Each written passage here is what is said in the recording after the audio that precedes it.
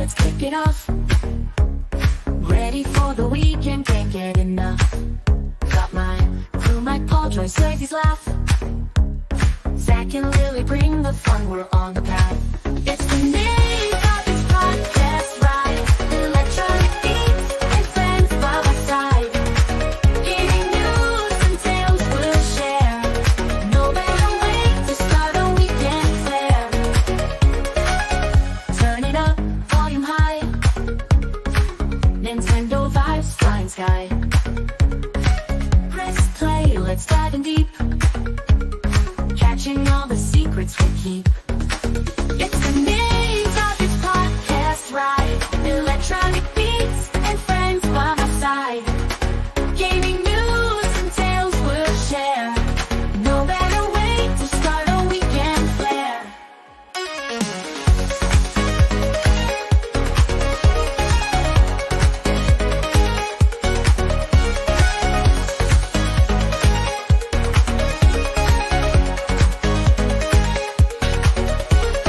Strollers, quick stories flow. Laughs and smiles as we go.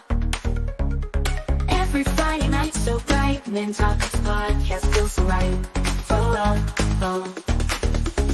From Mario to Zelda quests. Talking all the games we love the best. Choices, insights, Zach's big grin. Lily's got the news, let's begin. It's the Nintopics podcast ride. Electronic beats and friends by my side. Gaming news and tales we'll share. No better way to start a weekend flair.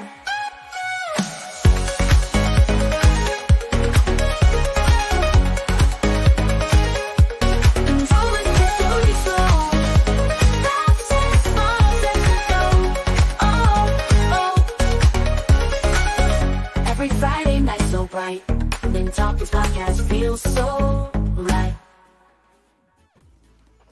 Hello. Welcome to what's happening, Paul. Welcome. I thought you were going to move that for a second. Like, what the heck?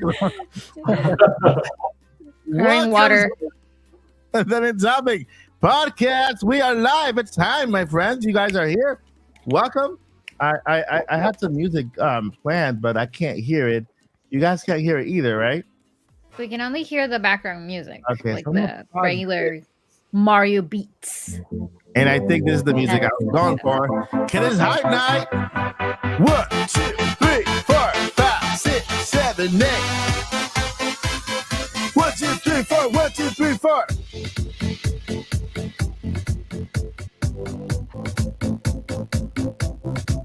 Do the back street.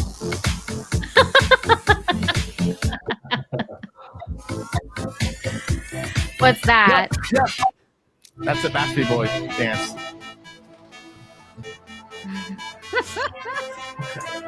Welcome to the Nintendo podcast. It's oh yeah, I like that. My friends, we made it. We're here. It's time. It's time. What the heck is this? My body is ready. This is my. I read my booty is ready for some reason. Oh boy. That's a different part. Wait a minute. Less than a minute of the podcast. Here we go. Here we go. I had double vision for a second. Like, double. Oh, wait. What the heck is. All right. Welcome, friends, to the Nintendo podcast. You have made it. Let me tell you something.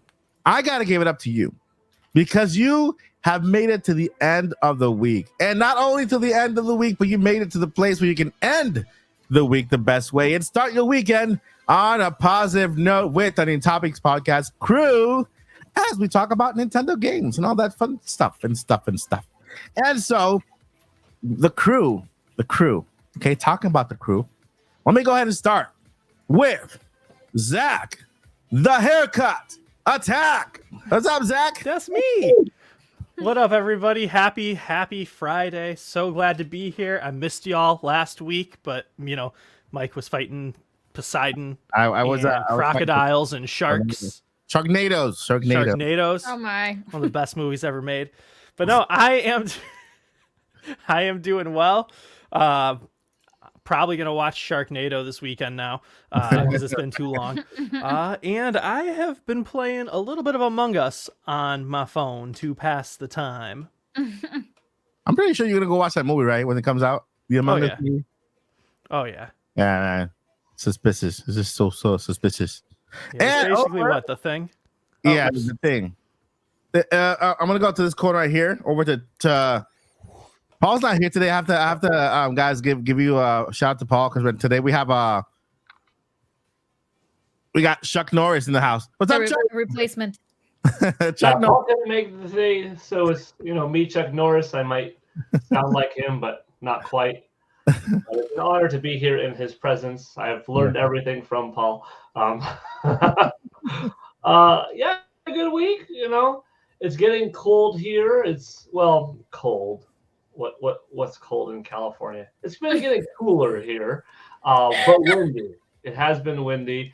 I just got out of the pool right before the podcast started, and I'm like, you know what? My regular swimming for the year is probably getting close to an end. The water was 59, 60. That's getting a little bit cold for me to swim in, other than a quick dip. I could still handle that. So I might still be going into the pool in November, December, but like swimming laps, 60, 59, it's getting cold. But anyhow, game-wise, this week I've been playing the Metal Gear Solid collection. Nice.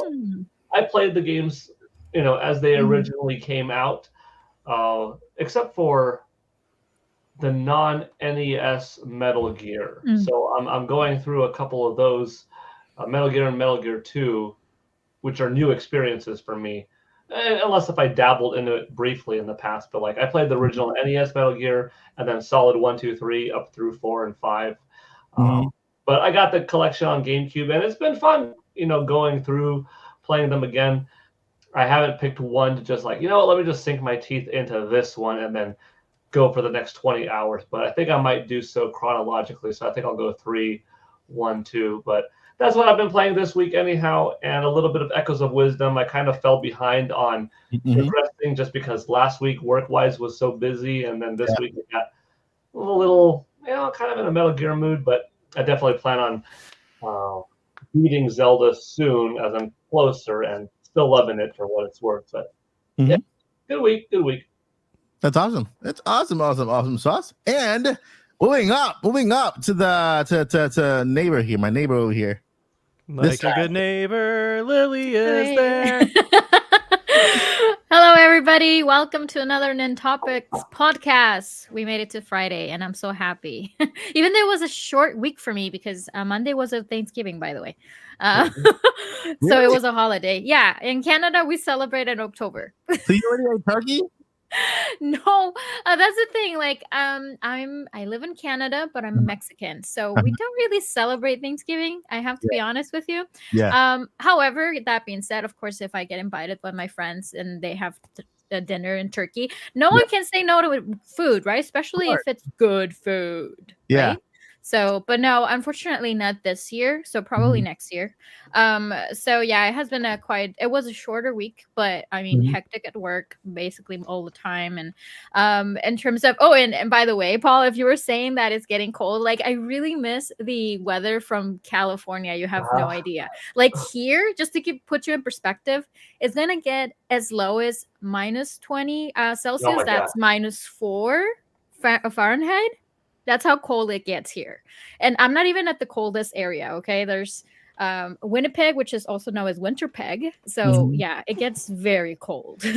And the other thing is that the winter it does last for sometimes even 4.5 months. So it really depends, like, where you are in Canada. But yeah, like sometimes it's even 4 months of just pure white outside. And That's crazy. yeah, it's crazy, but I'm not looking forward to it. But I kind of got used to it, I guess. But yeah, and video game wise, like I've been playing Oracle of Seasons. Those are the two games that I have never completed or beaten, and ever since because I wasn't a Game Boy kid growing up. Like I've never actually owned a Game Boy, so I'm playing through Seasons right now, and I'm gonna play a little bit of Echoes of Wisdom tomorrow because I do want to get 100% on the game. I have already rolled credits on it. Amazing game, by the way. But that's pretty much it in terms of video games. Yeah, I think that's been my entire week. Pretty cool. Pretty cool. So now I know that on October I have to take a trip to Canada, have Thanksgiving there. They come back here. Yeah, and then November. The classic Thanksgiving double dip. Yeah, of course, it makes sense. Double By dip the for way, sure. Yeah, go ahead, Paul. What is the temperature outside right now that I'm saying is cold? 72. Probably right now. Well, it's not that cold. That's what my California cold is. It's 72. Right now for me. 72. Okay. 72. Cupertino 71. Yeah. So And then we have here cold, where I live is 70. 70. Right now it is 53, and it's going to get down to 39 for me tonight. So right now it's 46.4. Expect cold showers in the night. So It's What was that? 46. I don't know Fahrenheit. 47? I'm sorry. It's 8 degrees Celsius, so it's 46. That's what I'm saying here. I'm not sure. Again, I don't know how It's much chilly. that is, and yeah, it's not that chilly if you will think, but yeah, it's getting colder. Yep. It's crazy cupcakes. Anyway, I want to welcome everyone who is here tonight. We already have 100 viewers by the time of 11 minutes into the podcast. Guys, guess what? We got a big topic tonight to talk about. It is crazy. And yes, it has to do with Nintendo Switch 2. There will be answers here. A lot of people out there are just, there's a piece of the rumor that is for some people too out there, right? And I'm going to prove you guys that this piece of the rumor could actually be extremely fun. I know Paul already thinks it's already fun because Paul finds everything in Nintendo super incredibly fun.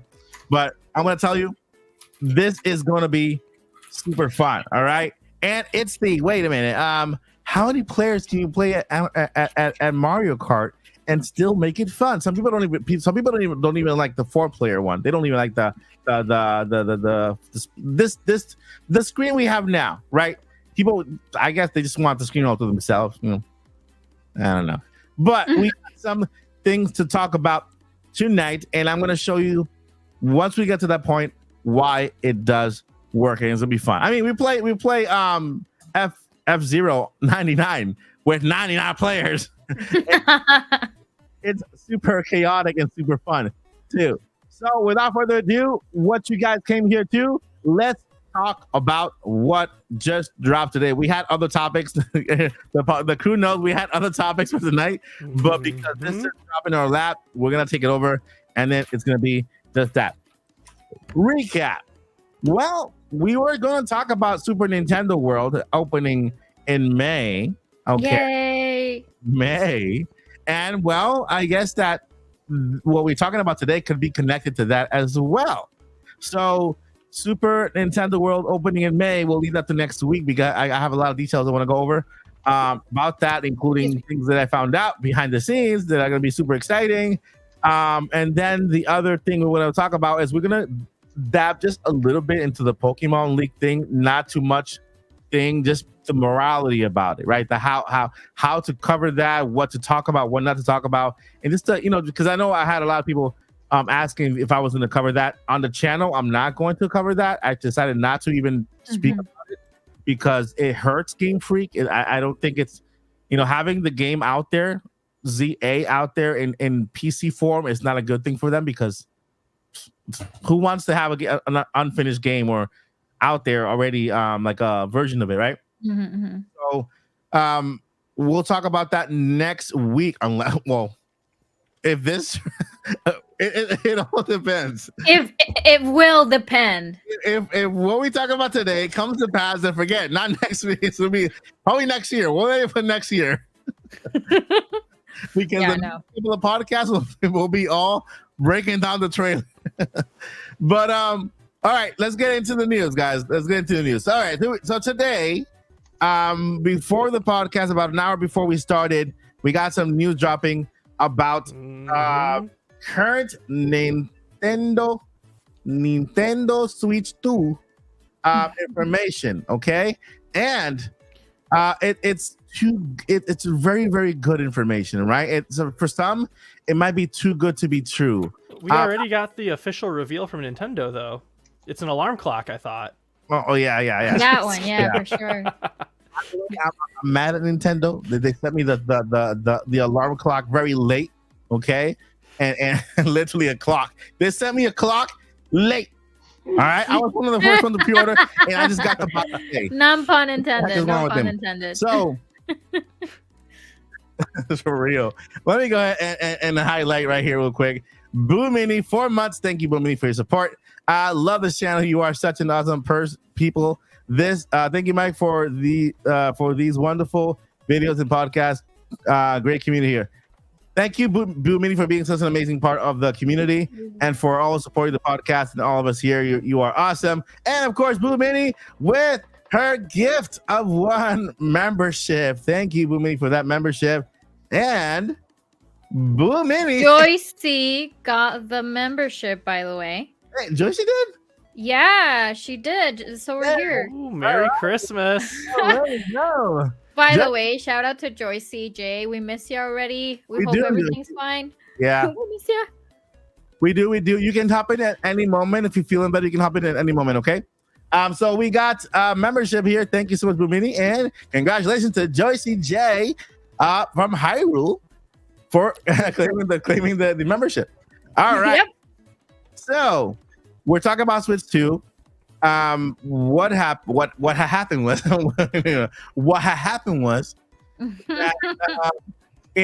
we have Necro Felipe, right? Necro Felipe is also known as PH Brazil. Because it's from Brazil. Sure. He's from Brazil. Yeah, the entire thing is in Brazil, is in Portuguese. It's in Portuguese, I can see it. So let me go ahead and share this. I need to share this. I cannot not show you guys, because you guys out here, you need to see stuff, and I want to show you stuff. Jeez Louise. Okay, let's see here if it works. I don't need to share any sound, so it could work. I'm gonna put it there, and there we go. You guys can see it? Yes. Mm-hmm. And everybody's okay. Everybody. All right. So here we have what leaked today. Apparently, it's still a rumor until it happens, but it is a very exciting rumor. Let me go ahead and open it up here a little more. Did it open up over there for you guys? Yep. Perfect. All right. So let's go ahead and go over it, and then we will break it down, because this is a lot of information. I'm going to say, you know what? I've been hyping responsibly all this time, and you guys could tell my videos I've been a little bit more held back on a lot of stuff, but I'm sorry. I'm leaving my guard down this time. I am giving myself permission to hype, even if it doesn't turn out to be. I just love what this says here so much. All right, let's read what he says here. Don't ask me how. By the way, this is a translation from Portuguese. Don't ask me how I know this, but Switch 2 is being revealed next Wednesday. It's literally just called Nintendo Switch 2. So there you go. Congratulations to everybody who wanted to keep the Switch 2 name. No, can I heck no, please? If you were on that Switch 2 train and you wanted Switch 2, congratulations. Not for me, because I didn't want it. But still, let's go ahead and continue. It's apparently a 3-minute video showing off the new system. So it's like the first trailer, right? It was just a trailer, right? It wasn't a big thing. It was just a trailer showing off the system and people playing it and all that stuff and mumbo jumbo.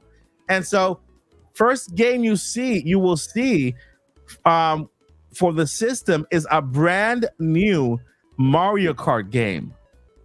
Mario Kart lovers, you will, if this is true, I'm let me add that before I say anything.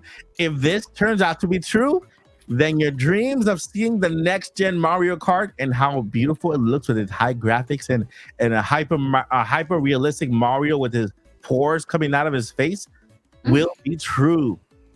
All right, so a brand new Mario Kart game. The game has characters from Zelda, F-Zero, Star Fox, and Pikmin as new racers. Okay, so those are, maybe that's what we see in the trailer. All right, has 8-player split screen mode. Okay, 8-player split screen mode. That's that's one of the things that people are going nuts about.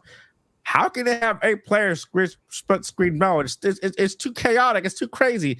I don't like first screen. I don't like it. So like, people are jumping on this little fact here. Not even the fact that we have Zelda F-Zero, although some of the players already on Mario Kart, past Mario Kart games, and I guess they're coming back. 8-player split screen mode, and I'm going to show you why this works later. Okay, with proof. A new look at Metroid Prime 4 Beyond, showing playable Stylix and a multiplayer mode. A remake of Kid Icarus Uprising. There's a tiny peek at a new 3D Mario and Animal Crossing. All right, that's my territory already. A new 3D Mario, a tiny peek, a new 3D Mario and Animal Crossing. Shows a bunch of third-party games, like I've been saying, like to sell the system, they need to show the third-party support. So it shows up a lot of third-party games like Monster Hunter Wilds, I believe, because that game has already been announced. Dragon Ball Sparkling Zero, that game came out recently. System releases in May. Rewinding. What also is opening in May? Super Nintendo World here in Orlando, Florida. So May apparently is when the system releases. Sometime around Golden Week. I don't know what that is. A Golden Week in Japan. So I have no clue what that is. I mean, if you guys know, let me know.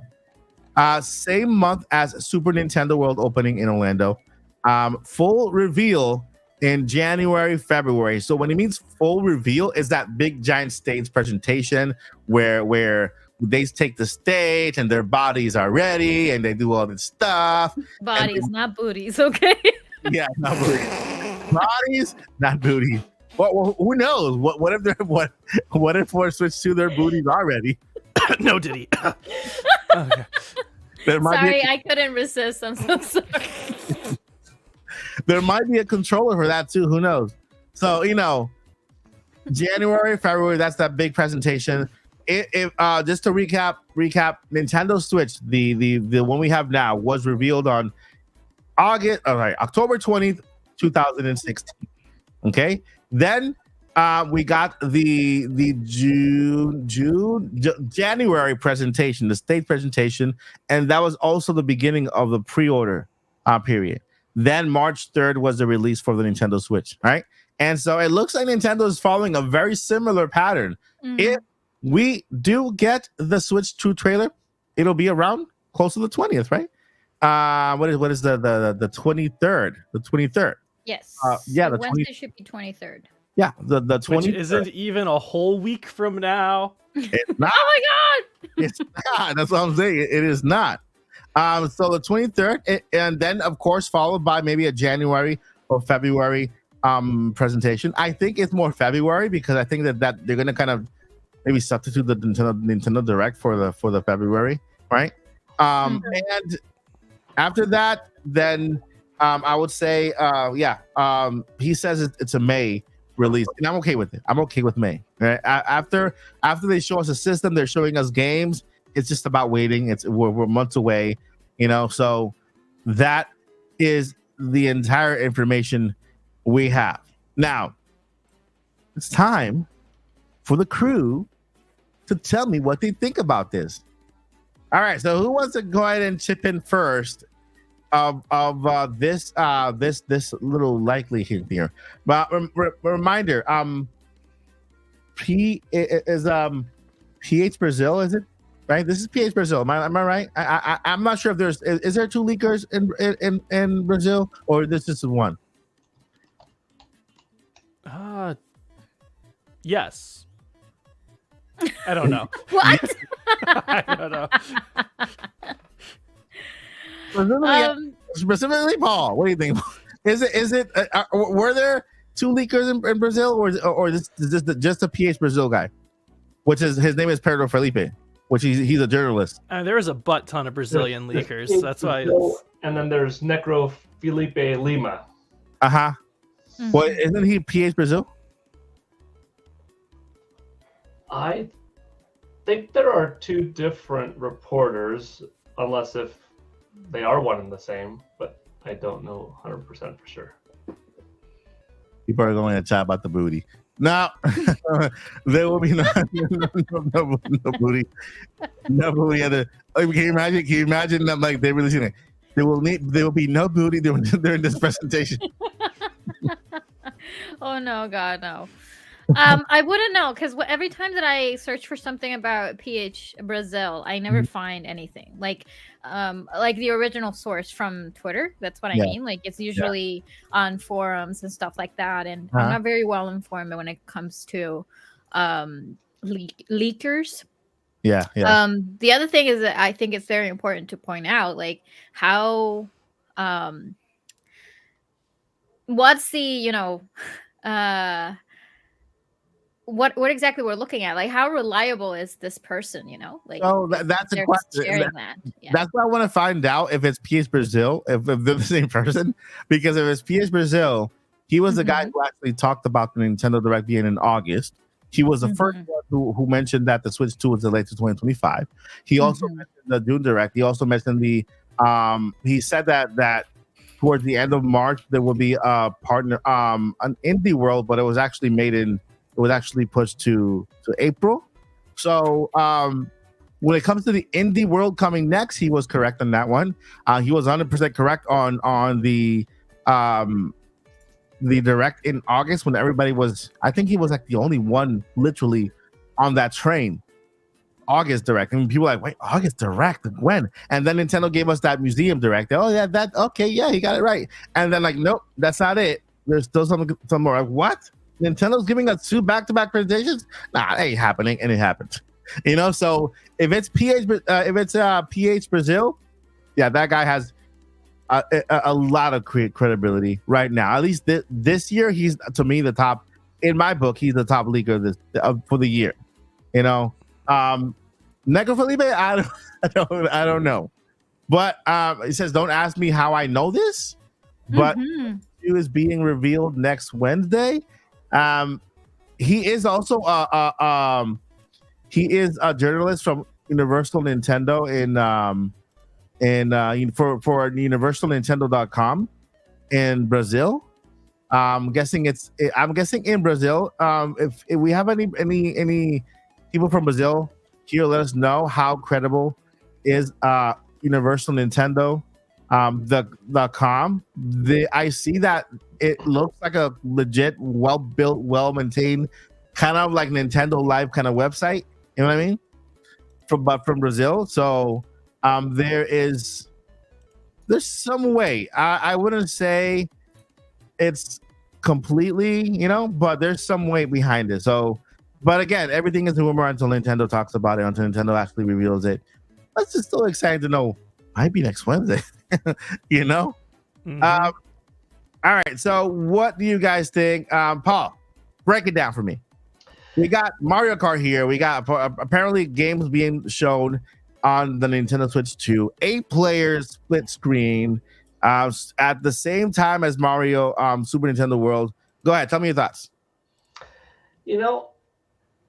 These things come out on 4chan a dime a dozen because it's anonymous and anybody could post it. But once in a while, what is posted actually is legitimate and ends up coming out.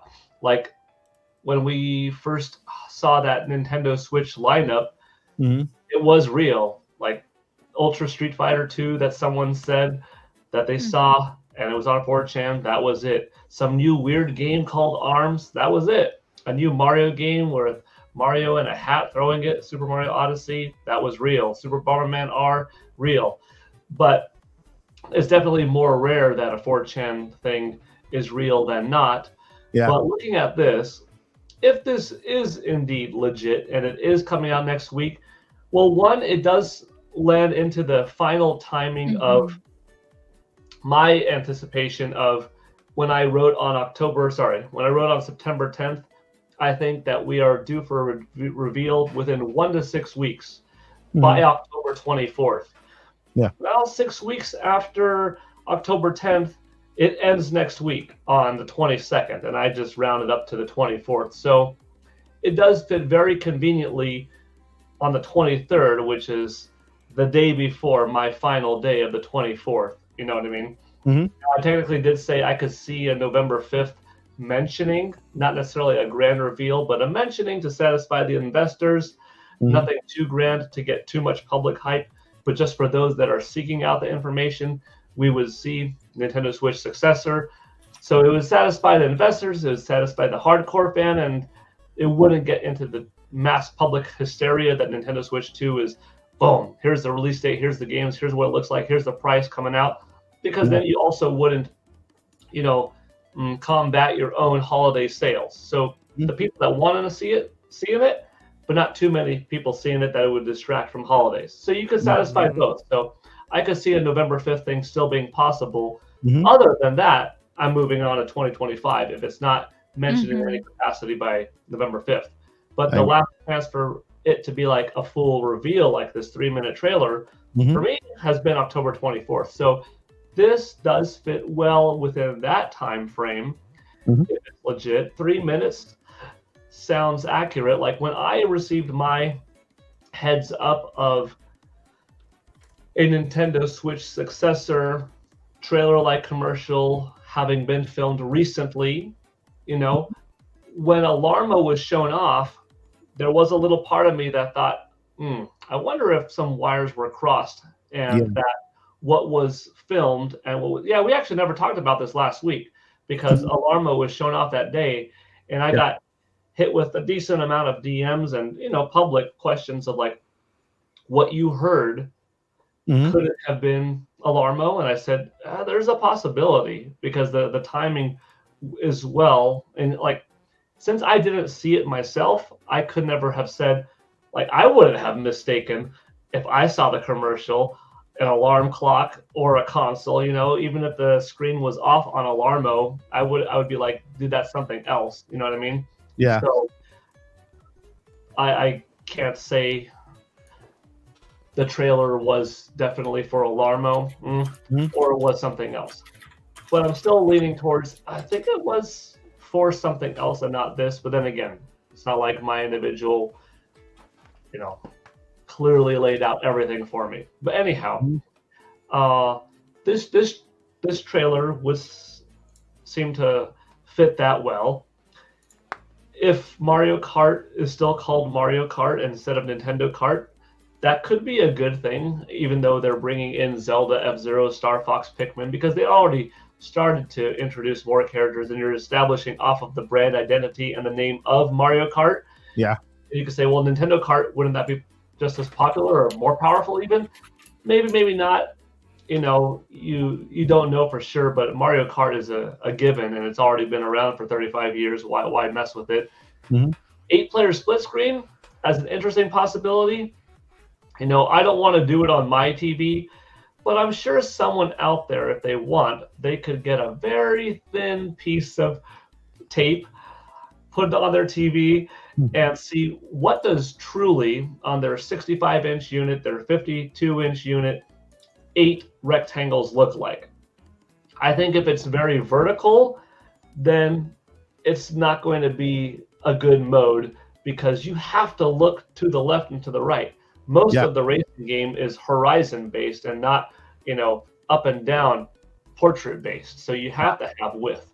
These TVs these days focus on width. So there's a decent possibility. Plus, if this person saw this and it's legit, it's not necessarily the case where the whole game is structured around this. It could be just a mode. Mhm. Is it real or not? Who knows? But that's what we're speculating. I would love to see Metroid Prime 4 Beyond. A playable Silex is interesting. Very. It would definitely be something that wasn't predicted, and I think if this happens, then clearly this person knew. There's too many. There's a couple of things here that are more safe than not, and there's a couple of things like Silex being predictable or playable. That's not an easy prediction. Multiplayer mode, a lot of us, ourselves included, have speculated like that could be that thing that pushes Metroid Prime 4 into a greater stratosphere of sale, being a really robust thing. Kid Icarus Uprising remake, that's something that so many of us have wanted for so long. Yeah. It is a little bit of a peculiar choice because it's not a title that previously sold gangbusters. It's not a franchise that has ever sold well or is such a big public eye. But if they chose it because the foundation was so good, and they always knew, because it is a great game that always deserved to be selling better, but the visual difference is so tremendous that it's just such a eye-popping experience to highlight what does a 3D action adventure game look like on Nintendo Switch 2. Here's what you could expect from the next few years. This is fast, furious gameplay that, look at the past reviews, it's outstanding, but now it looks jaw-dropping. Could that be why they decided to choose this, if it is the case? Little 3D Mario and Animal Crossing? I mean, I would love a big peek at 3D Mario, but I always thought a launch game for Nintendo Switch 2 could be Mario Kart or 3D Mario. And I'm okay with either one, and like a Metroid or something like that, a pairing of two very different things. May, that was one of my dates of I just like the way 05-15-25 looks like. May 15th, 2025. It just looks cool. 05-15-25. And on the Monster Hunter Wilds and Dragon Ball Sparking Zero, we'll see. I don't know. Is it a guarantee for next week? No, but when we got, Dr. Shirkan Toto a day or two ago randomly saying Switch 2, and now a random post, but then somebody who we do know reposting that random post. Because like Necro Felipe Lima did not put this up, nor did PH Brazil put it up, but commenting on it, reposting it. Do they like it? Do they like it for any more reason than not? I have my own reason why I, remain somewhat skeptical, but there is something about it that I'll say does help possibly for Team 2024 likelihood a little bit. Yeah. I know that was a lot, but like. No, but I mean, it's a good sum up. And I agree that if they do not reveal the system, I think this month or maybe the first week of November. Yeah, I don't think we're going to see it this year. Probably January, February, because May release. 6 months. Well, it's weird. The May release is weird because I would say 6 months from reveal to release. That will put October to March. That's 6 months. But from May to May, it'll be a little longer. So yeah. What do you think, Lily? What are your thoughts? So I do have a question for you, Paul, now that you're the numbers guy. And also talking about the Golden Week that you just mentioned there, Mike. Historically, have we ever seen Nintendo releasing a console around that time? No. Because my concern is that, as far as I understand, for Golden Week, it's a very important. They usually avoid the Golden Week, because in terms of I don't. That's the only thing that I feel like it doesn't click for me. That'll be the only thing. So yeah. There are 4 other holidays that are made up of Golden Week that blend well together. If I'm not mistaken, it's like May 4th ish. I don't know if it has a designated date or time, but like if it's a designated date or like the first Tuesday through Tuesday, you know what I mean? Yeah. In North America, the date's always changing, whereas Christmas and is always right. The only one I remember in Golden Week is it's like their Constitution Day or something. So I would think I think that is on a specific day every year, and that dictates when the other ones fall potentially. But yeah, so because I forget what they all are besides that, but it's basically, Paul said it in passing, it's 4 holidays in a 1 week span. Wow. Yeah. And that's the thing, like there's a lot of vacation and traveling throughout that week. That's what I understand for Golden Week. And that's why, of course, they because Nintendo being a Japanese company, they always try to stay away from the Golden Week, and that's my concern. Like the May doesn't really click on, with me. Yeah. I mean, Japanese Hanukkah. Well, if anybody listening or watching this and you're Japanese, let us know. Like we don't know culturally wise, so we don't know, and we would love to know, right? But let's say sometime around Golden Week, so it could be the week before, a week after, or after. Yeah, absolutely. I agree. In terms of what I think, if this is real or not, if this could happen, I mean, we have been saying and speculating and talking about this for many podcasts. Many. Before. Yeah. And we were kind of hoping for October. So we have talked about this, and if that happens, if it's going to be October, it does make sense for it to be next Wednesday. Like it does. It really does. And we know Nintendo doesn't really announce this like a week before or a couple of days before. They actually announce these certain things like one day before that. Like most likely we're gonna be Tuesday the 22nd with a tweet at 7 a.m. in the morning saying, hey, tune in for tomorrow's or night. Yeah, that's usually the way it is, right? So that's a possibility. I do agree with Paul with certain things that are kind of have flags that tells us that this could be true, but we don't know. We wouldn't be able to know, right? The other thing, the source is very, I'm not saying about where you got this from or where we got it from, like Necro Felipe. It doesn't seem to be there's no reason for him to be sharing this if he wouldn't believe in it. And if you just try to translate whatever he tweeted, he's pretty much sharing this and saying, I don't see why this wouldn't happen. Like I see it's a likelihood that it's going to happen, but he's not confirming anything, nor he's giving us the actual source. He's only saying, I have seen this circulating on the internet, but if you try to search for it, I think it's a little bit too early for us to find it. So that's why it kind of, he's not really confirming this. I only saw another tweet with just essentially the same thing. It's just the same screen cap, and that's it, like nothing more. But I mean, whoever posted this originally, it could be that they're covering everything around it, right? Because that person wouldn't like to be traced back, right? If that person is really giving confidential information in this case, because that's not the way it should be. But then again, it has always been like this, like leakers or rumors and stuff like that. That's how they work. But yeah, I mean, don't take this as a 100% true. Of course, it's a rumor.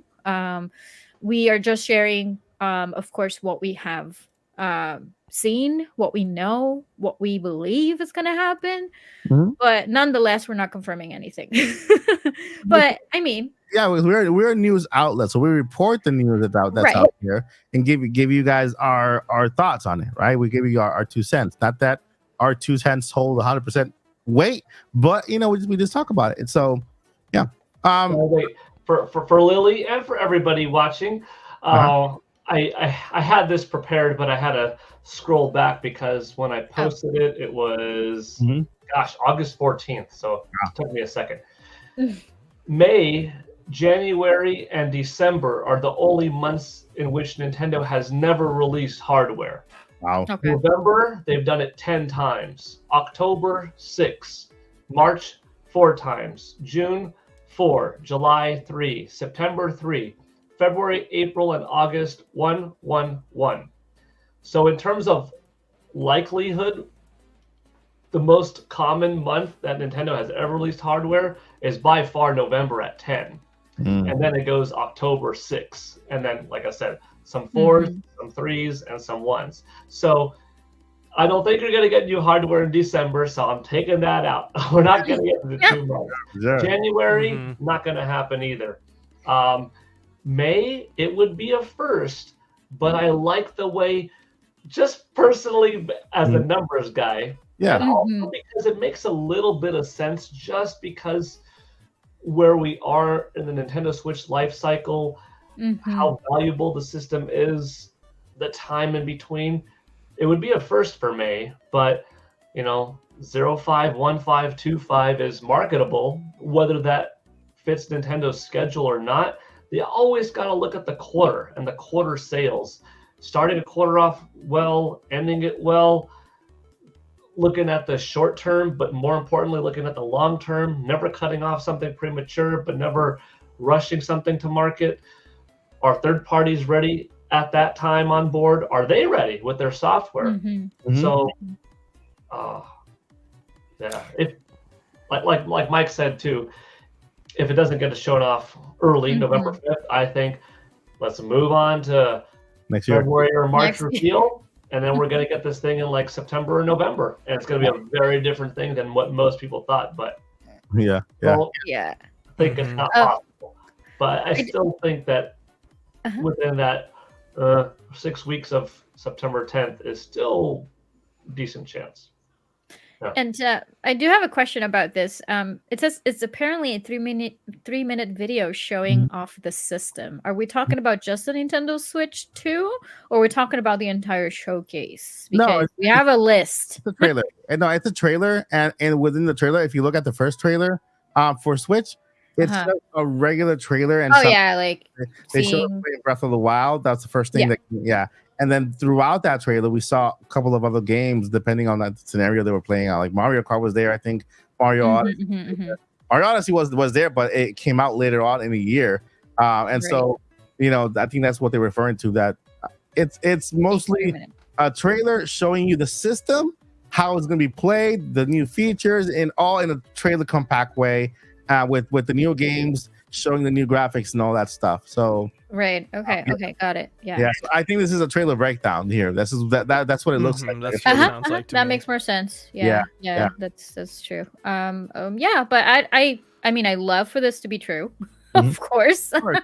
And also, it's just give us something. That's it. Like we know it's happening. It's coming. We don't know when. And it's okay if you don't even give us, like, we wouldn't be mad if we don't know like an actual release date or release window or anything. But at least we know we have seen it already. We know it's coming. Like the anticipation is just killing us right now. So, yeah. So what do you think, Zach? So I've been doing a lot of Googling.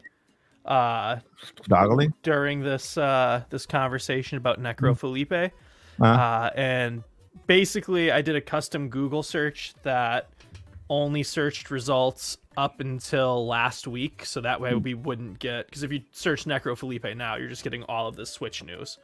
So I made the search go up until last week only, so that way we wouldn't have any of this stuff clocking it.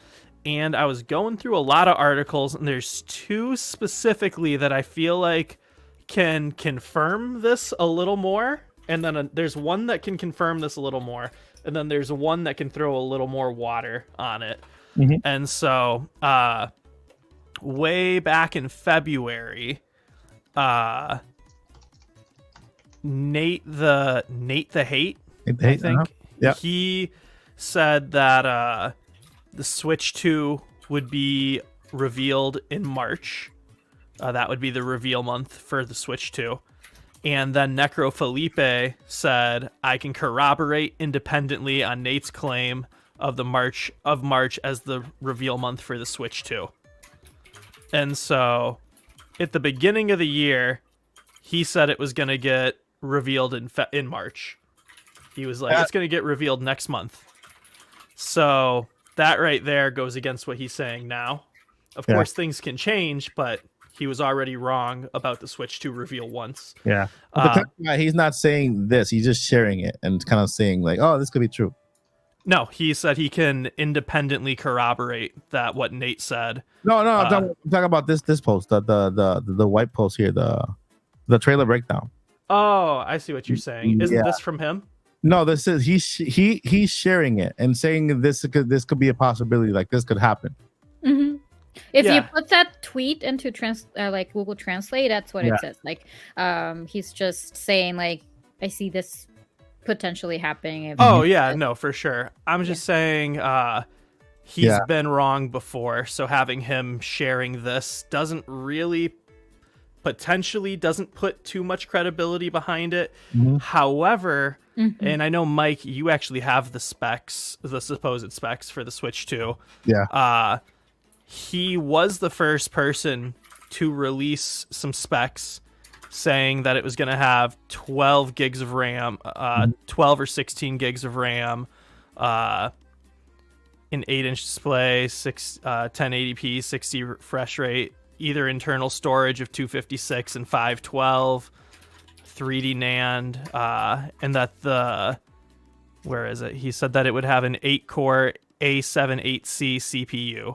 And so if that information is correct, because again, this is from January, then that puts a little more credibility behind it now, because this is the first person to give those specific specs. And so I don't have the specs with me offhand, but that sounds like what we talked about. And so, I'm really coin tossed on this. Yeah, I think that those specs have been out. Those specs have been rumored since 2023, though. So the 8-inch display, the 12 gigabytes of RAM, all that stuff has been since 2023. And the March, I think we were all wrong. we were. I was on the March train too. There were many people saying that it was going to be revealed in March. We were all expecting March, and the one who mentioned at the beginning that it was not coming in March, that it was coming in 2025 was PH Brazil. That was the first guy who mentioned. No March. There was an internal delay that we'll never know about if it's true or not. But we know that it's true that it's not coming in 2024, but 2025. But yeah, I now confirmed that Neko Felipe and PH Brazil are not the same people, not the same person. They're two different journalists. But yeah, man, great points. I'm going to show you guys that 8 split screen playing can work. You know how I'm going to show you? Tape on your TV. Tape on my TV. No, I'm actually going to show you an 8-screen split of a gameplay. I have it here. I like it for your wife to come home. What do you mean I have it here? Take a look at this. Take a look. I got it. I tell you, I got it here. All right, there. All right, everybody's there, and that is 8 screen. There. Yep, and that was actually another thing I was crunching some numbers on, and so assuming a modern 4K display, and assuming there's zero bezel, which of course there's going to be some sort of dividing lines between these, but each display would be a more vertically tall rectangle, as we can see on yours, and with modern 4K that's going to be 540 by 960, and so that's a decent resolution. We were doing 4-player split screens on 360 480 TVs. Oh, for real back in the day. And so yeah, I definitely could see it too, because Mario Kart, like you're showing now, does the side-by-side split screen already. And so yeah, that 100% on a big screen, at least 55 inch and up. I like it. Yeah. Because what is happening here is that the aspect ratio is very similar to that of a mobile Mario Kart 4. So it shows you around this. It shows you the full track, at least enough ahead for you to control your player, right? So you can see, look, you see far ahead. Like if you look at the first player here with Bowser Jr., you can still see the road ahead, right? And look how these little things are allowed, right? So it looks a little chaotic, but it works to me. It works. It you know, depending on how big the screen is, this could work. You know, on a see here. Oh, also, I said the wrong number.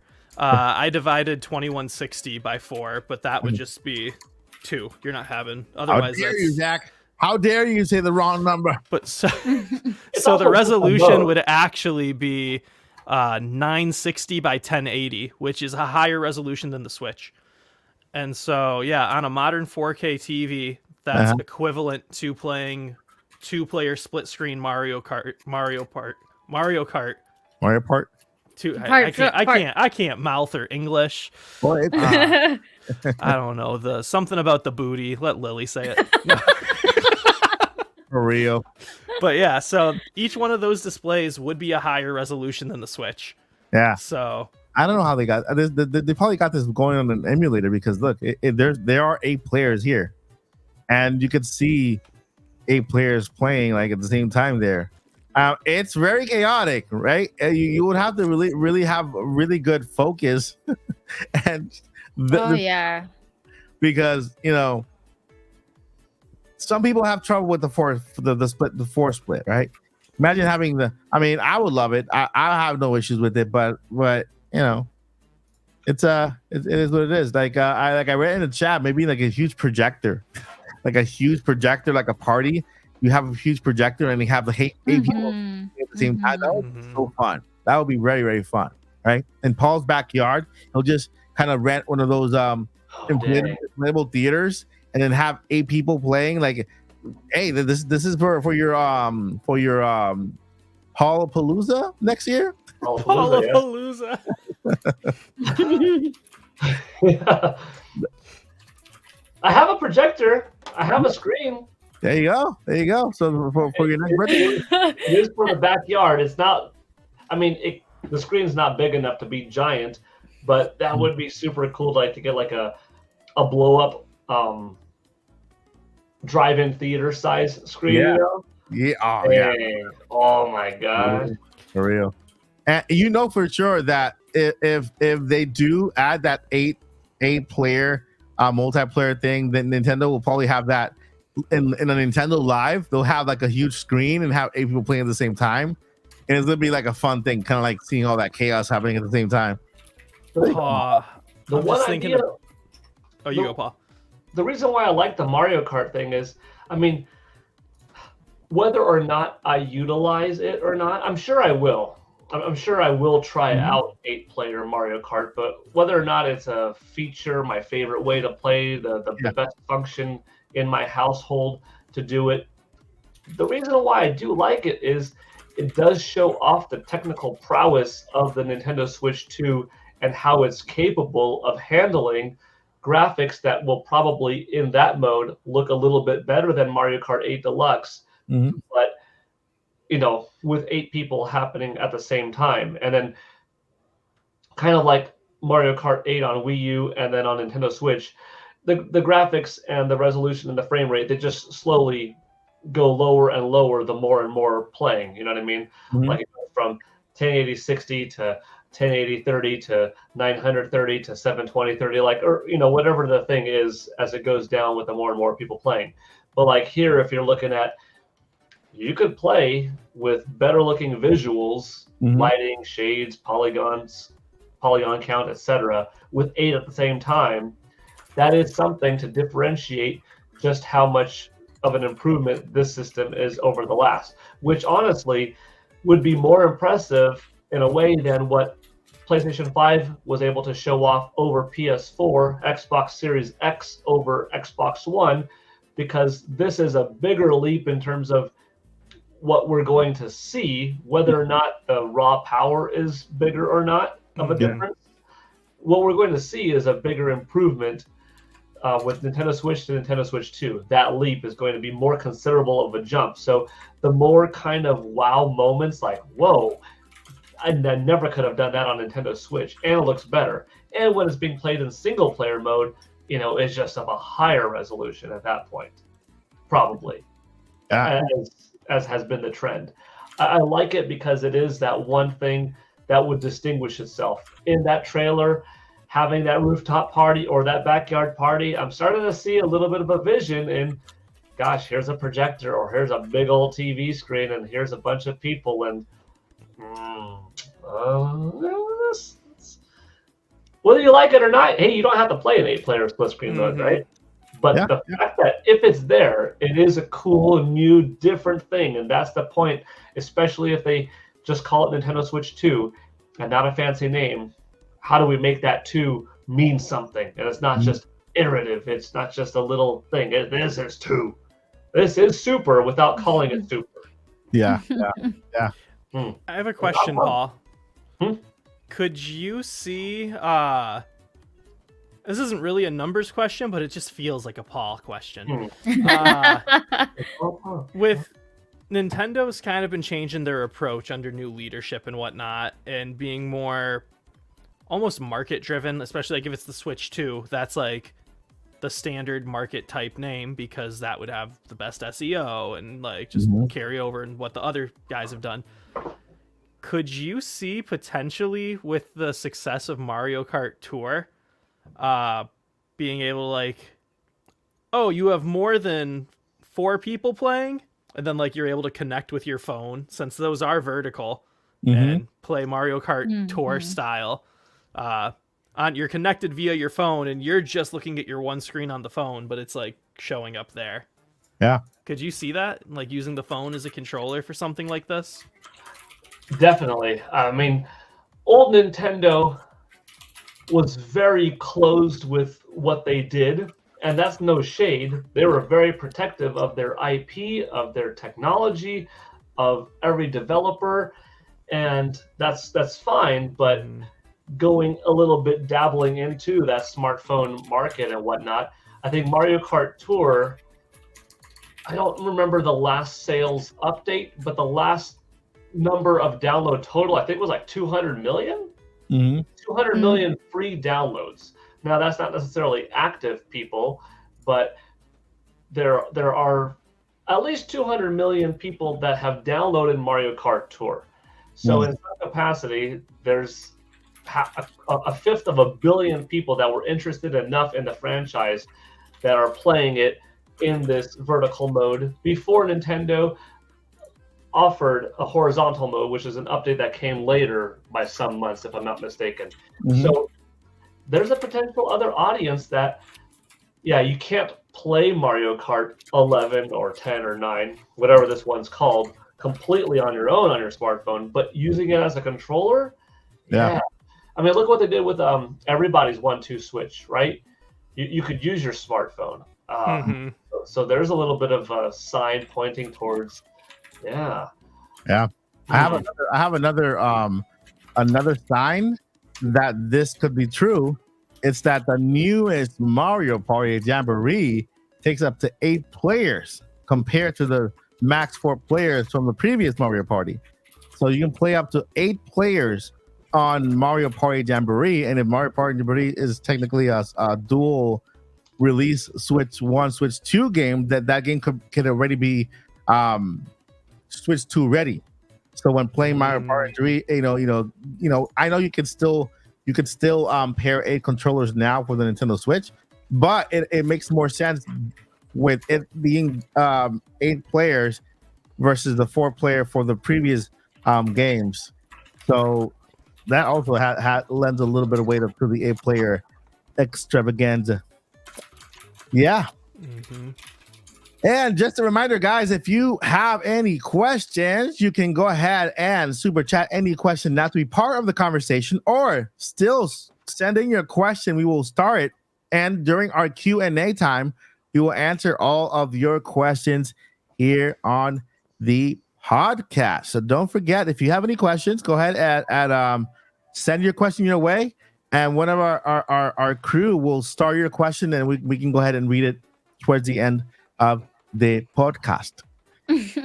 Something that was kind of funny that I was seeing in the chat was that who could ever like have 8 people playing one game? I'm like, what? You don't have any friends? Like that's the way we used to play back in the day. You just invite them over. That's how you play with that 8 people at once. Like, yeah, I remember used to when I was a kid playing hide and seek with my friends. We were like 12 kids, and one of us were we go, and then they all used to, because where I used to live, there was these 3 buildings, right? There was like this big road that goes like this, and it had one building on one side, up the street another building, and up the street another building. So it's like 3 buildings side by side, apartments, right? And so we all lived spread out, and that was our entire area to hide. So imagine how long it took us to find each other playing hide and seek with 12 kids. So, and that was the best. I'm a Toys R Us kid. Also, I think the PlayStation 2, I want to say there were some 8-player games on that. Yeah. Like, because you had the it only had 2 controller ports, but then they released like the official thing that it plugged into a controller and memory card slot, and then there were 2 controller ports on each side of it, so 4 total, and a memory card port in the front. And you could get 2 of those plugged in at once. So I think you could do like some of the Madden games, but also maybe Super Monkey Ball with 8 players back then. Yeah. I think just a random tidbit. I think that's like, I think it's the sports games like FIFA, Madden, the WWE SmackDown ones. I mean, Nintendo Wii U had 8 players with Super Smash Bros. For Wii U. Yep. So, but split screen, I can't think of 8-player split screen on a system. Ninja Turtles, Shredder's Revenge was 6-player simultaneous on Nintendo Switch, and like the other systems, of course, too, which that was fun. But split screen, it has to be processed a little bit differently. Yeah. I mean, some bragging power, especially to make Nintendo Switch 2 that much different than everything else, because how many commercials probably not this holiday season, how many commercials next spring from the different console manufacturers are going to be advertising their games as having split screen, people on the couch playing together fun in their advertisements? Not many. I mean, they'll succeed in their own regards. Like when the next Call of Duty comes out and they're showing the trailer, they're showing the commercial, they're having somebody over here and talking on the headset with someone over there and having this epic battle and boom and having fun and eating Doritos and a Taco Bell partnership and all that stuff. It's very different. But how many trailers are going to have 8 people sitting on the couch and passing the new Joy-Con over and come on in, and acting, and like it's a very different vibe. And like the more Nintendo does that kind of stuff, the more like, dude, that's an experience that I could only get there. Probably Xbox Series X and PlayStation 5 could handle, an 8-player split screen. They're powerful enough, but they're not making the games to do it. So Nintendo doing it just sets you off looking a little different, a little unique. The more and more I think about, I previously had a different thought in mind regarding this particular leak. Well, I don't call it a leak. This particular post of why there is something about it that looks promising potentially for 2024. But the Mario Kart one, as weird as it is, I like it for a couple different reasons. Yeah, I think it makes sense to have Star Fox there, and Pikmin. Pikmin is growing on people a lot, especially ever since Pikmin 4 came out, which is now everybody's favorite. And so having these little characters there, Zelda has always been there. Link and Zelda, Link has been there. F-Zero has been part of Mario Kart in the past. Star Fox has been part of Mario Kart in the past too, right? I know I saw them out on the GT Mii outfits. Right? Oh, the outfits. Okay. Those Mii helmets and those racing suits. Yeah. I think I also saw Star Fox and F-Zero characters in the GT version of Mario Kart, which is not the console to It's the arcade version, the one that who was it? The producer that is it Capcom that does those arcades? Sega. Who makes the arcades for Mario Kart? Is it Capcom? Somebody pick the GT because they have other characters. Yeah, they have other characters. Are you talking about the actual like physical ones you play at the arcade? Yeah, Mario Kart Arcade GT. I think it's called GT.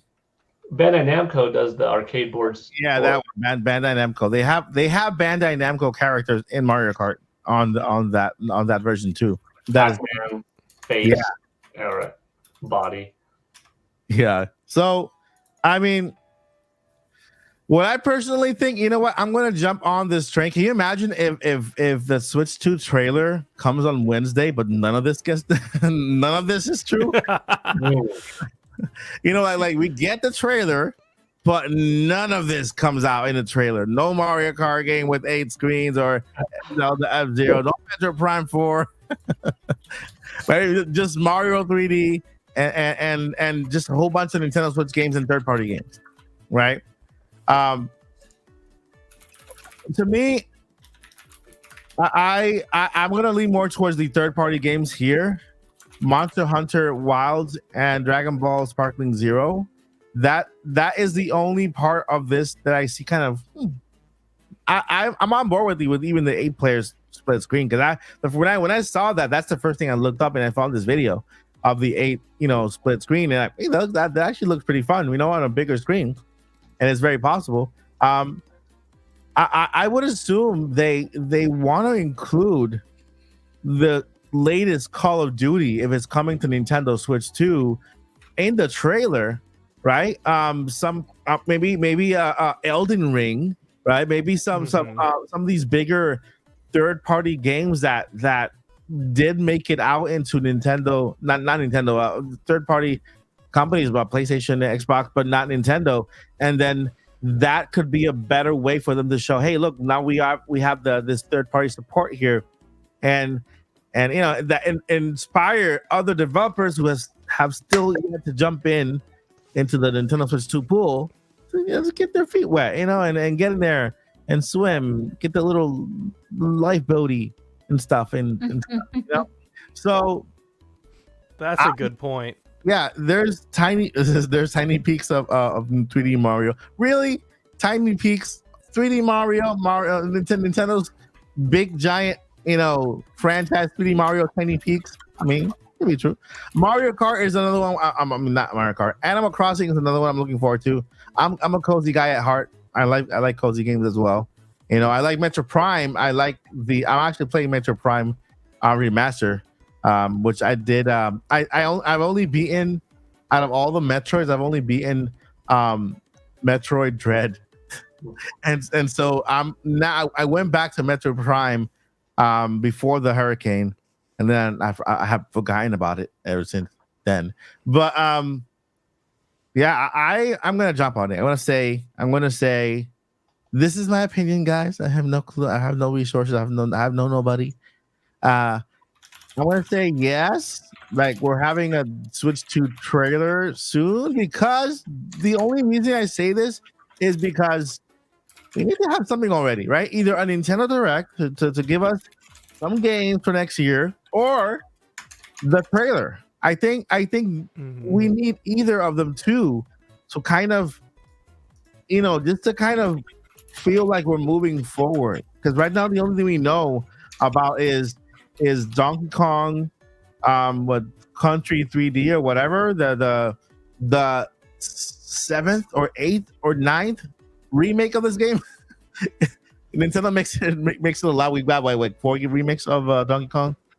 But I wouldn't want to think that Nintendo's giving us another like the beginning of the year. You know how they gave us no Nintendo Directs until June, and so everyone's like, well, what's happening? What's happening in the second half of the year? I don't want to think that Nintendo's doing this again to us. Like we're having nothing. No Nintendo Direct in the fall season. We had the partner showcase in Indie World, and that's it. And no Nintendo Direct until February, right? And then the reveal in March, maybe, right?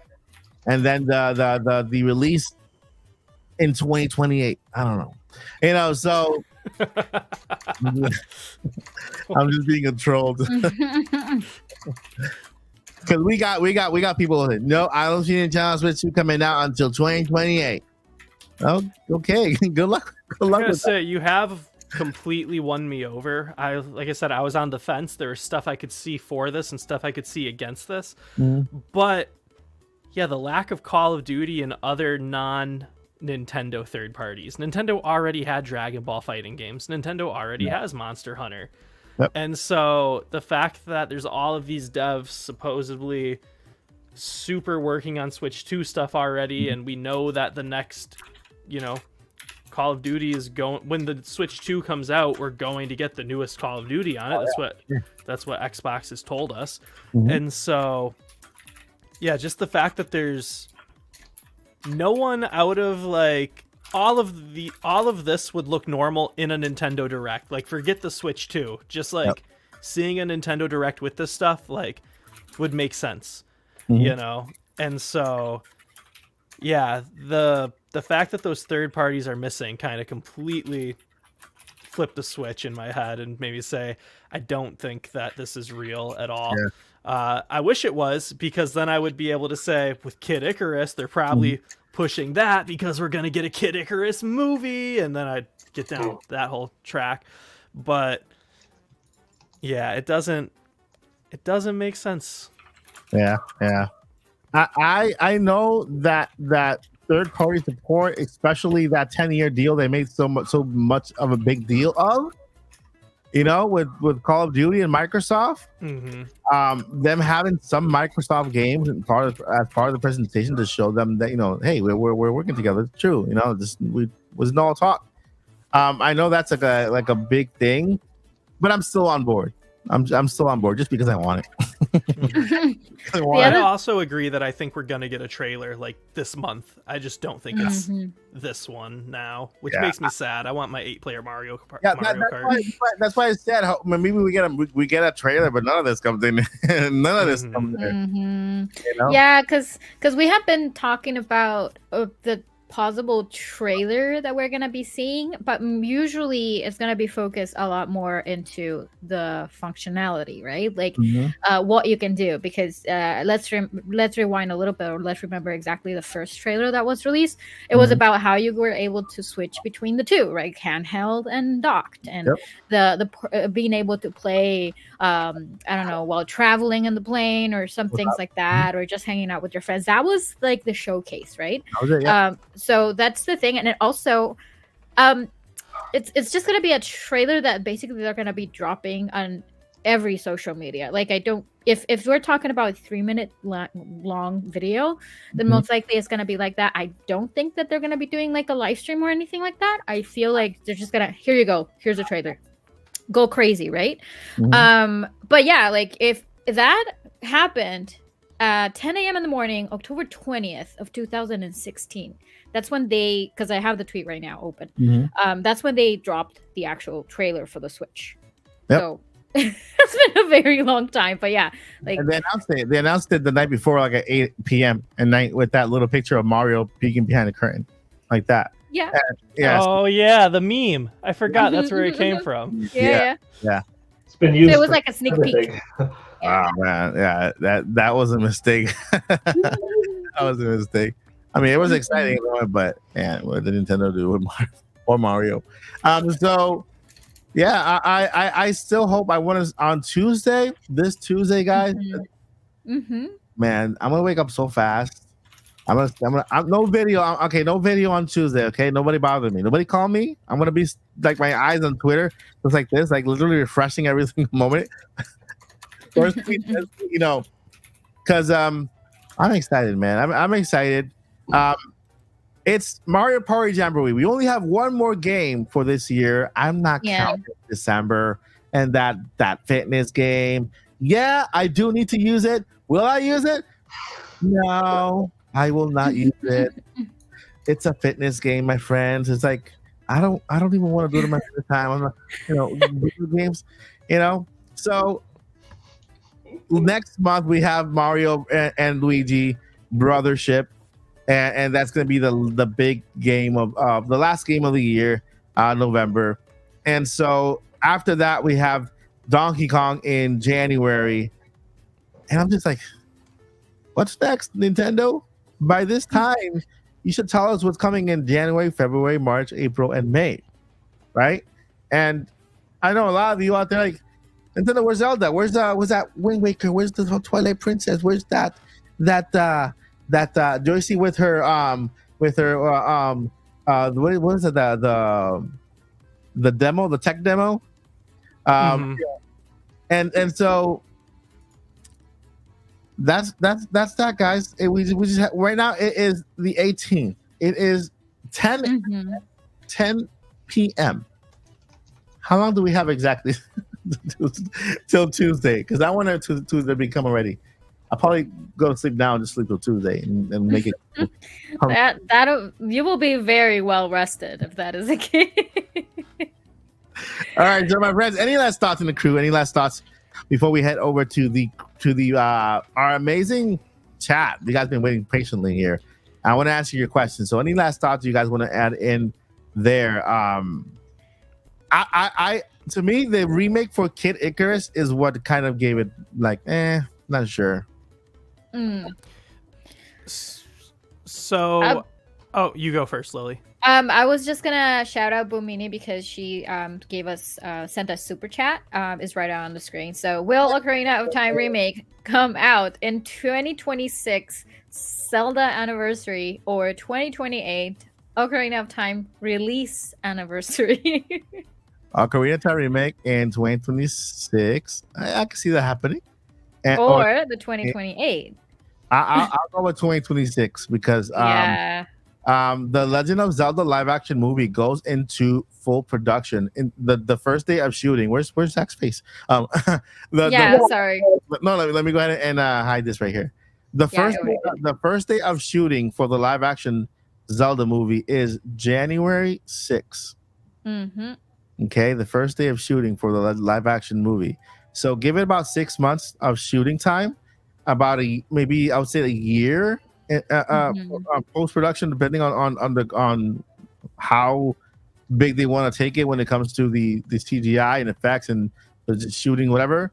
I could see that movie coming out in 2026, late 2026, easy, you know.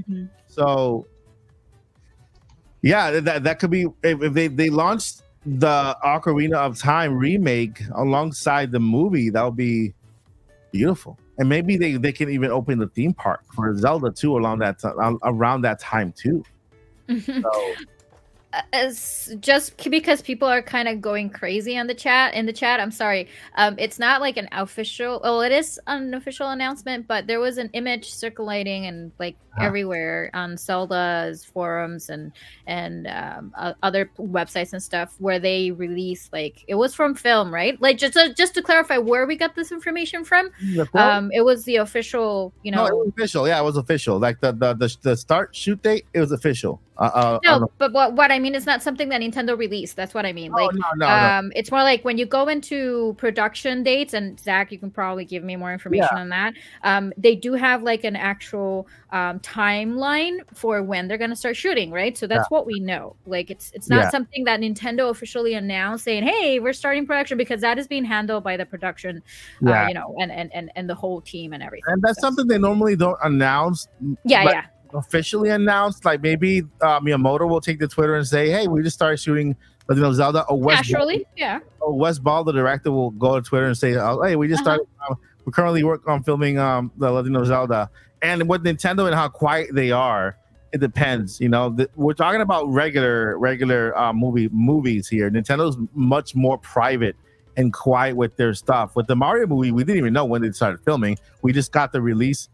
We just got the cast announcement and the release time period for the movie. So yeah. But just to clarify, everybody that's going crazy in the chat, that's all we know, and that's how it's not like they did like a huge update and giving you information that we know. With them entering production, that means they have a cast. So we should be hearing from the cast very, very soon. And that's to me, that's like Man, that's gonna be exciting. Gonna be exciting. We're gonna have a lot of people upset. Yeah, that's gonna happen no matter what. No matter what, people are gonna be upset no matter what. But it's still exciting. Anybody want to add anything? So I just finished rewatching the Switch reveal trailer, which was 3 minutes and 37 seconds. Oh my! Okay, that's a great detail there. And in it there were 6 games shown. So there was Breath of the Wild, which was shown for the whole first minute. Was the only game shown for the whole first minute. Whether they were in the TV or walking around or at the airport. And what I thought was really funny was when he was at the airport, he put a cartridge in the Switch. And the cartridge, even though they showed a bunch of different games, was just red and said Nintendo. And so, like, they didn't use a real game cart, which, anyways. But so we had Breath of the Wild, Skyrim, Mario Kart. Is it FIBA for basketball? I don't know. But basketball, Mario Odyssey, and Splatoon. There you go. And so in this announcement that we are looking at, there were 7 games. So that's close. Did you say close? I mean, did you say what was that? Well, not Elder Scrolls. Oh, geez. Skyrim. Yeah. You said Skyrim. Yeah. So Skyrim came on at about a minute, and when they showed that until about a minute 30, and then at a minute 30 to 2 minutes, they were showing Mario Kart every time they showed a game. Yeah. They showed the basketball, which again, I don't forget if it's FIBA or what, FIFA, or I don't know the difference. For 15 seconds at 2 minutes, and then we had a few peaks of a 3D Mario jumping around, which we now know is Mario Odyssey, at 2 minutes for about 25 seconds, and then it was Splatoon the rest of the way out. That's good. So that doesn't like confirm or get rid of anything, but it is a similar lineup, and with the Switch 2 having obviously more developers connected from the get-go, it would make sense that there'd be 1 or 2 more games. So just random facts to go with this conversation. That's very helpful. That's not random. That's extremely helpful. No, because thank you for doing that. Thank you so much, Zach. Because now we can at least compare and say, you know what, this kind of looks possible now. And I want to take my hands off to Skyrim, the only brave third-party company who jumped on board for Nintendo Switch after the Wii. A leap of faith. You know, they took the leap of faith and it paid off for them. So and also too, the whole last almost minute. So Splatoon started showing at about 2:45, and then the trailer ended at 3:37. Most of the Splatoon stuff, it showed people playing it like in their living room for a split second, but then it was basically like 40 seconds of like people walking into an arena, all plugging their Switches in, and like competitive esports happening. And so, that's great. Yeah, I remember. If we're following the same flow, because that's a whole 40-second thing to be like esports on the Switch. Yeah. So Dragon Ball Sparking Zero would be the most competitive game on here, and that is the last one listed. So it can follow a similar formula.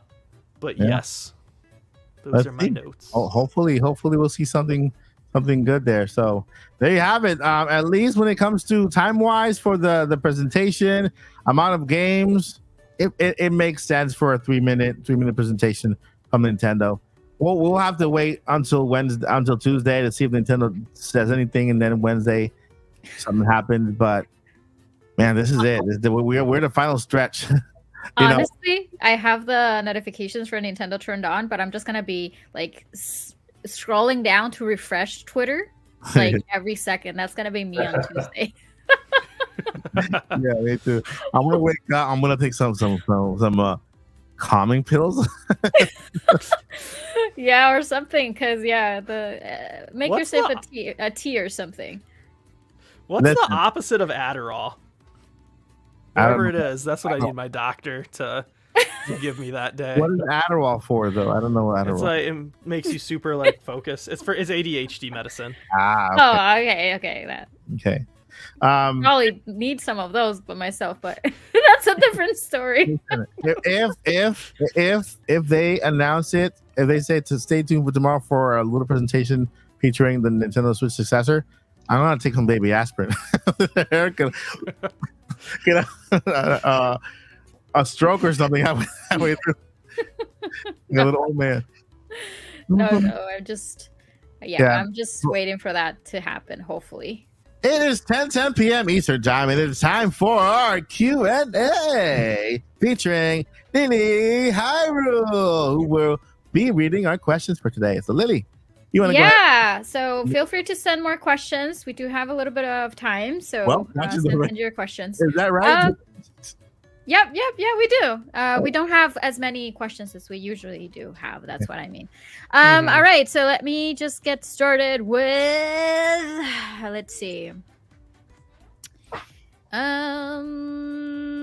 you want to like give out the questions and have everybody answer, or you want to just give this question to somebody? I guess it really depends on the question, because some questions are like very personal, like directly to you, Mike, or to Zach, and those I will just go and answer that one if it's directed to you. They keep asking for Paul's blood type for some reason. It's super weird. What's that like? You want Paul's blood type? You have to wait for Paul to come to the podcast next week, because we don't have Paul today. We got Chuck Norris. So we have Silo question. What do you guys think of the hinge attachment that will allow you to connect your Switch 1 to your Switch 2? Think DS style. Will that be something that could be possible? So like, are you talking about like to pair on top so you have a dual screen? I wouldn't. It sounds like it. Because that'll be too heavy though. The Switch is kind of heavy. Yeah, I do agree. I do believe that they might have an accessory maybe later on with a flatter screen with that's not that much has not that much weight. Maybe you can put on top for dual screen, but that's just me speculating. But DS style. Yeah, DS style. So yeah. Yeah, like opening it. I don't think it's gonna be possible. I think the hardware. I think Switch 2 is gonna be accessory heavy. Heavy. That USB port is gonna be used for a lot of accessories, including Alarmo. Okay, Alarmo is connected to the Switch 2. I can prove it. I cannot right now, but when I get the proof, I'll prove it. All right, that sounds good. Yeah, anybody wants to add anything more about this? Yeah, I remember based on Mike's 3D model that he had, we know that whatever attaches on the top is going to be like at least this wide. Yep. And so because of those knobs the support knobs. Yeah, it looks like a little DS screen, like a DS screen. Yeah, and so I'm very big on second screen. I don't think you'd be able to plug your Switch 1 in directly just because of the heft and whatnot. The thickness. And also, too, I don't know if Switch can be used as an input. I think it can only output through its... So technically, I don't think that might not even be possible. But I think we're going to see a DS style something, and I think you will be able to connect your Switch to it in some way, just not physically. Yeah, Switch 1 has too much junk in its trunk.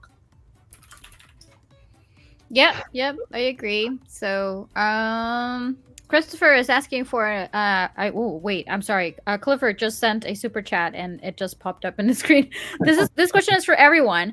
Thank you very much, Clifford, for that super chat. When the live action Zelda movie comes out, will anyone dress in any Hyrulean attire as you watch the movie? That is a yes for me automatically. Of course. If you guys follow Lilly on X, and you'll see the beautifully Princess Zelda cosplay. It's one of the best I've seen in a while. So you should go. You should go follow that. So you know she's gonna dress up when I will. Certainly will. What about you, Zach or Paul? What are you going to be dressing as? I'm 100% either. I'm 100% dressing up. I go hard for premieres.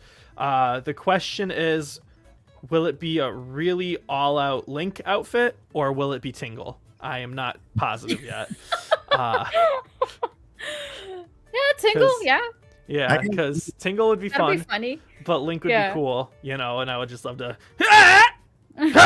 And so... It's scaring people out with this. With my skin tone, the only thing I can be is Ganon. So I'll be Good Gan enough. or Gerudo Yeah. with Yeah. pom poms. You know, just like coconuts. You know. Coconuts. You could be a Yep. Goron. You I would mean- rock a Goron. Link, wore a Gerudo outfit, right? Mhm. In Breath of the Wild. But Yes, he did. he also has one in Tears of the Kingdom, but it's a boys one. Mhm. Yep. Right? Yep. Yeah. Moving on with the questions. Christopher, thank you very much for the question. So, did Yes. anyone in the podcast get into playtest? No, unfortunately, no. I got people in the community who did, who are going to supply me all the information behind the scenes. Nintendo. So yeah, so I'll be aware of what's happening. Although I did release, check out my last 2-3 videos. They could very well be attached to that playtest. I think it has to do with either streaming a video or streaming games, Nintendo streaming service, or music. You don't know.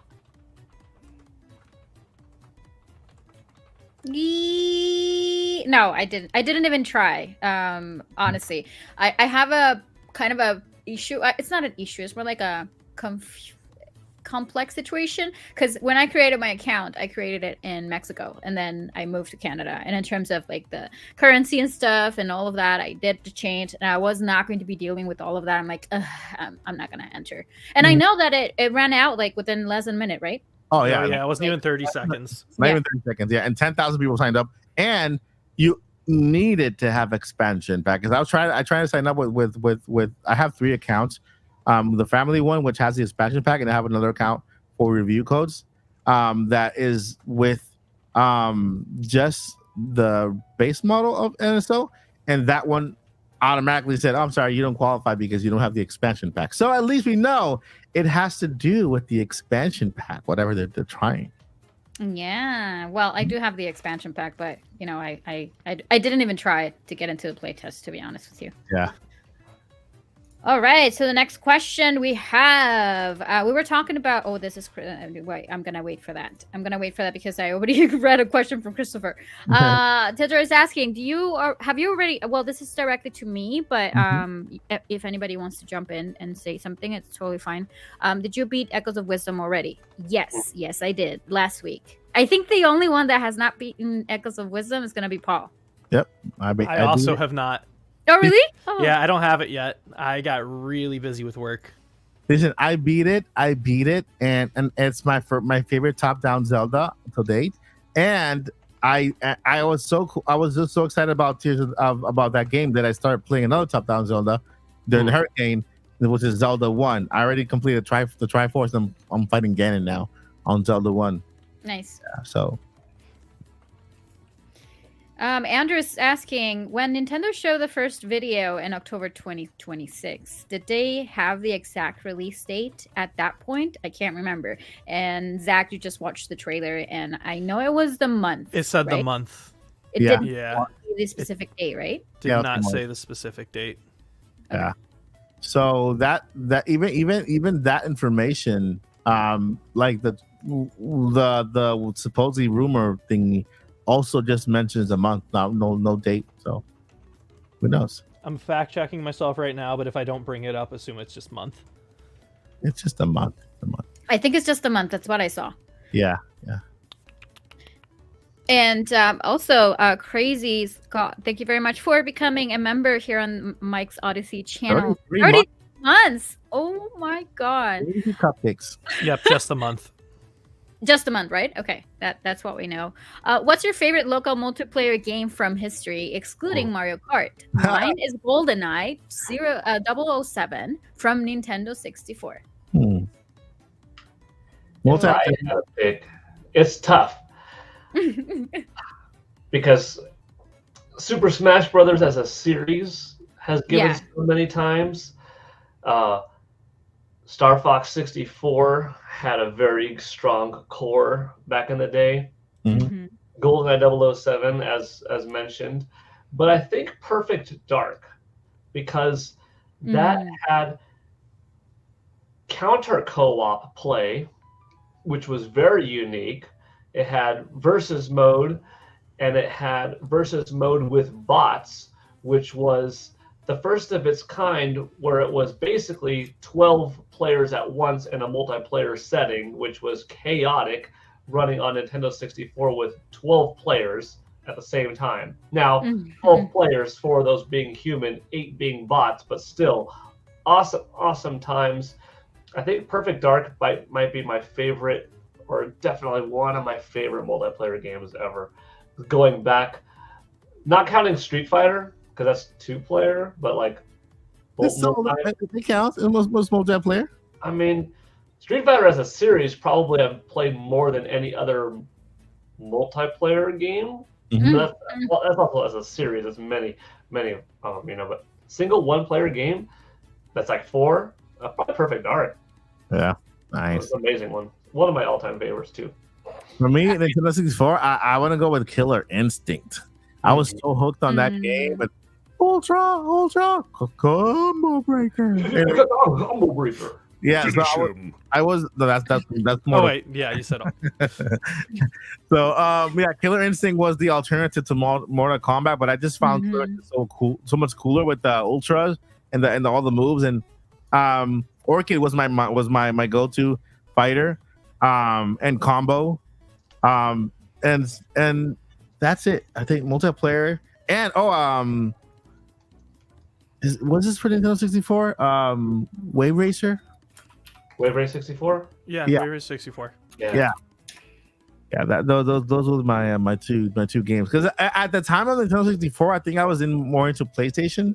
Oh yeah, okay. And because the Final Fantasy series, Final Fantasy 7 was there, and I mean, I need that, and 8 and 9, you know. So I was like more into RPGs. I have to pick one specifically, but that's because it was like a very fun time for me and my cousins all the time. It wasn't necessarily because it was great, but I'm gonna go with Conquer Bad Fur Days multiplayer. Yeah, it was a lot of fun for me. It was a lot of fun. I have never heard that game. Really? Oh, it's really cool. I really loved it. Yeah, look at it. Yeah, Banjo-Tooie with announcement this week, which means that Conker's Bad Fur Day might not be too far behind. Nice. It's one of the last few from Rare. Oh my, let's hope. And did you answer the question, Zach? I think I really liked Gwimbly's Big Adventure. That's from the new season of Smiling Friends. It's a fake made-up game. No, I really enjoyed, which is one of the best episodes, by the way, of any video game parody type show ever, is the season premiere of Smiling Friends Season 2. So we watch that if you're okay with watching. Is that when Rachel and Ron get together? What was that? That's the one. No, I think going off of the ones that I've played the most, right now it's got to be Smash, I would say, because that's the multiplayer game I play the most. But growing up, me and the boys would always rock some Halo 4. Like Halo 4, which had a trash campaign, but it was the best multiplayer of all the Halos. Then Modern Warfare 2 on Rust, getting the nukes. Oh man, that's taking me back. But then also too, being like my little kid self, my favorite, I really got down with Kirby and the Crystal Shards for Nintendo 64.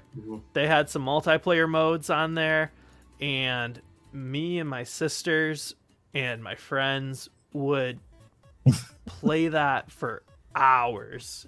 And so, what about Nintendo 64? Wait, it specifically says Nintendo 64? Yeah. Yes, it does, but it was hilarious. Wait, I was like, I'm just what's gonna your let favorite you local multiplayer game from history, excluding Mario Kart? Mine is GoldenEye for the Nintendo 64. Then no, I'm wrong. I was like, wait. Yeah, I thought it was from 64 only. I think that's why why I started like, well, probably it's just about Nintendo 64. Even Christopher said that here. I thought we were just talking in 64 generation. No, Zach was answering. As Zach was answering, I'm like, wait a minute. There are more. Like, how can I not mention Splatoon? Splatoon actually is up there. You know, It's way up there. 64, but Zach followed the ever. Hey, well, I did say Kirby and the Crystal Shards, which is for Nintendo 64. You're safe. So forget Killer Instinct. I'm going back. Wait a minute. Scratch Zach. The way I got gaslit just now, and like, so I have right here is a teleprompter, which is why I'm able to look straight at you guys. Yeah. But because it's a teleprompter, everything's backwards, so I can't read the text there.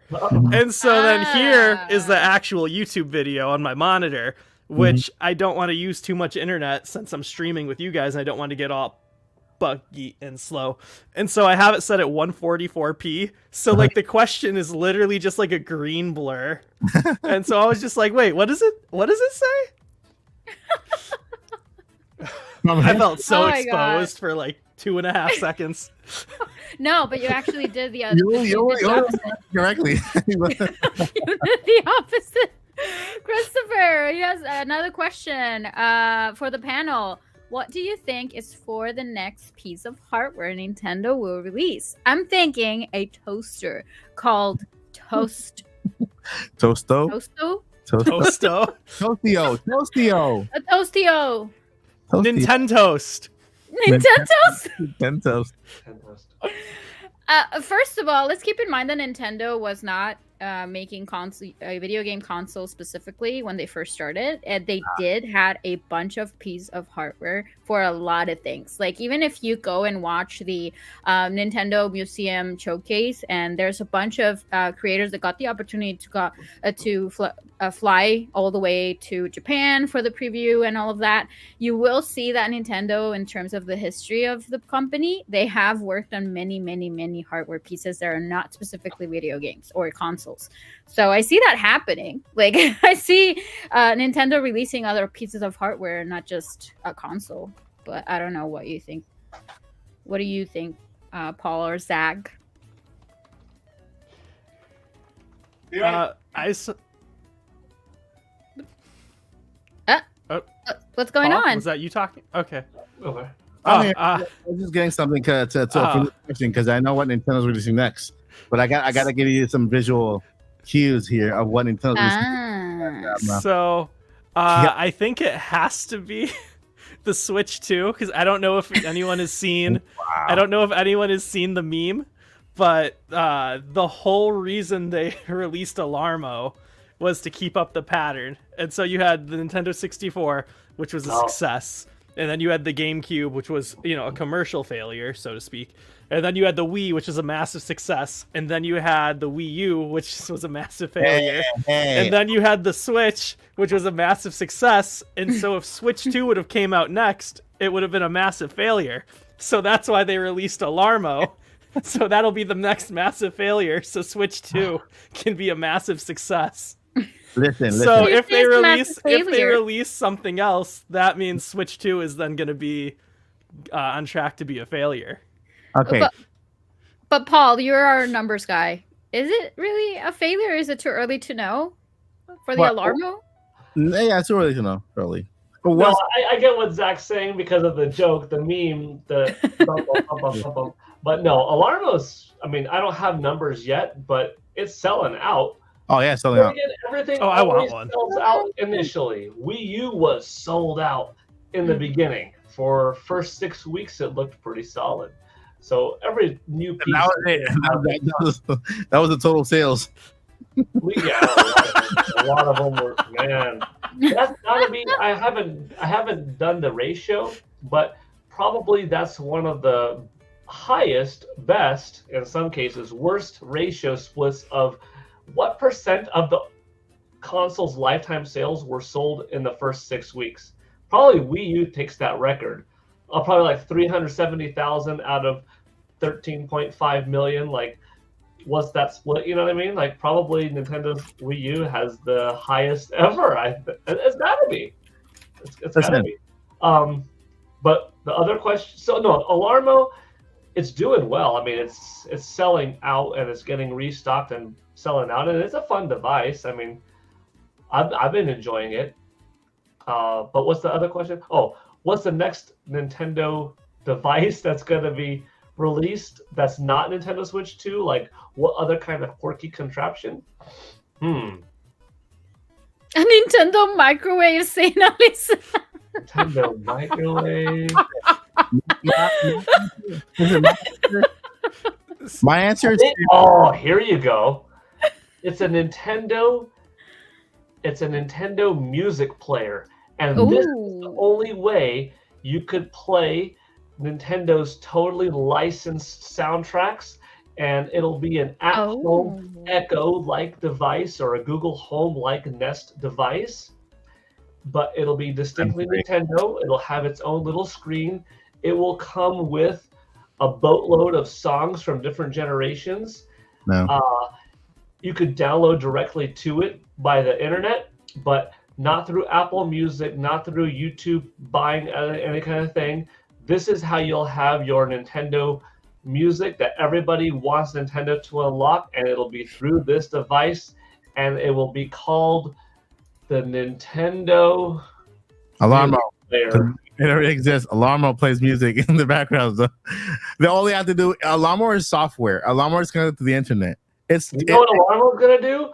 Alarmo is going to be the way that Nintendo drops Nintendo Switch 2 announcement. You're going to have a specific Nintendo Switch 2 update, and one morning it's going to go ring, ring. Hey, and it's going to be, well, when am I waking up? What is that? I thought I turned it to Zelda or Mario or Pikmin the night before. And it's going to show up new hardware, Nintendo Switch 2, and it's going to go from a clock to a countdown. 24 hours and counting. That's what's going to happen. I still got to get my answer on that next thing Nintendo's going to do. And it's going to be a watch. Oh. It's going to be a watch. And this is just an example of the watch because Nintendo's all about fitness. They want you, they give you a clock to wake you up. Now they're going to give you a clock so that you can take with you. Why do I say this?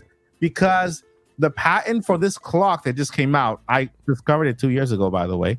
There was a second part of it. All right. There's a second part that tracked your footprints and not footprints, your feet, moving into places and yeah, that thing. And your calories and everything. And so they need a second part so that when you go home, the Alarmo detects that the watch is near and says, "Welcome home, Michael." And then after that, I would say, "Hi, Alarmo. How have you been?" And then the clock would say, "Well, Michael, I've been lonely. Where were you?" And so then the conversation continues, but it'll be like a watch, like a clock, like this one, like that, like this. Like take a look at that. I got the entire collection. I just need Donkey Kong. This last one is thanks to Paul Gill, Chuck Norris Network. For sending me this one from Super Nintendo World in Hollywood. Nice. Yeah, and so every single time you start walking after holding still for more than 30 seconds, it goes, "Here we go!" Oh no! Oh no! Yeah, you're sitting still too long. Oh no! Mamma mia! If you go to the bathroom, Mamma mia! Oh no! So what's super funny too? Whoever said the Nintendo microwave, like when you're a little kid, things are like a huge deal that aren't a big deal. So like waiting for stuff in the microwave, which I don't think I ever microwaved anything for more than 90 seconds as a kid, but like waiting for stuff in the microwave was just like the worst because I'm like, I have got cartoons to watch and you can't pause them. Come on, hurry and up! So I was always like, it'd be the coolest thing ever. And one day I'm going to invent a microwave that instead of being see-through, it's a TV. So that way you could still watch stuff while you're waiting for your food. It comes with pizza rolls in it already. Yeah. Oh no. And that's circling back to what Paul was saying about the Alarmo, that's why I published who I'm showing right now. It's not really a question, but he mentioned this, and I was like, that is a great idea. Maybe Alarmo will have a special wake-up tune and animation for announcement date, only for those who bought into the Alarmo world. Yeah, So- and not only for that, but for release day on video games too. Yeah, that'll be nice. That'll be a great feature for sure. I mean, it's got to be better than waking up to the machine guns from Splatoon 2. Like, that was crazy. That was crazy. I've been switching between like Mario, Zelda. Now I'm on Pikmin. Now probably tonight I'll switch to like I'm just getting a taste of all of them. But Pikmin, it's like, oh, I know what time it is because I count the Pikmin. Wahoo, wahoo, wahoo, wahoo, wahoo, wahoo. Like I'm at 6 because there's 6 Pikmin that I've looked. Well, that'll get old after a while.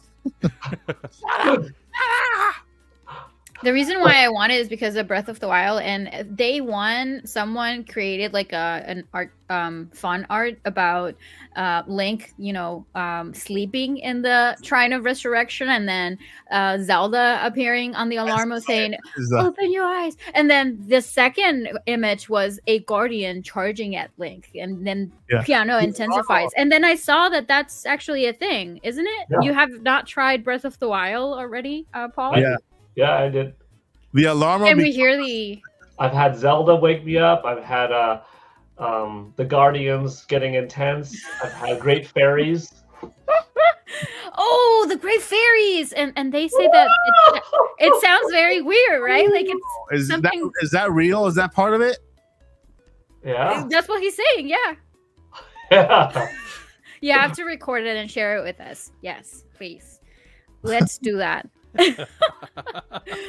Boomini also sent another super chat. Thank you very much for $2. Which is your favorite Ocarina of Time dungeon? And I'm gonna let you guys answer first, and then I'm gonna be the last. I love the Bolero of Fire. That's like my favorite tune. I love it. The music is great. The ambiance is really cool. I like the Gorons. I like the. I like the whole build up to that area. I love Volvagia as the dragon and how cool and smooth he looked like that. And the fire. I love the fact that you needed the Megaton hammer to smash them and the chaos that was ensuing there. And the dungeon itself also great. So the dungeon itself really good. I don't know if it was my favorite, but the fact that the music of the Goron village leading up to it, the Bolero of Fire as a song, the boss being so cool, that helps the dungeon, which was already great, kind of make that experience maybe my favorite one. So I don't know. I could go too long on breaking it down, but when I read that, I was like, oh, let me think. Well, that's a great answer.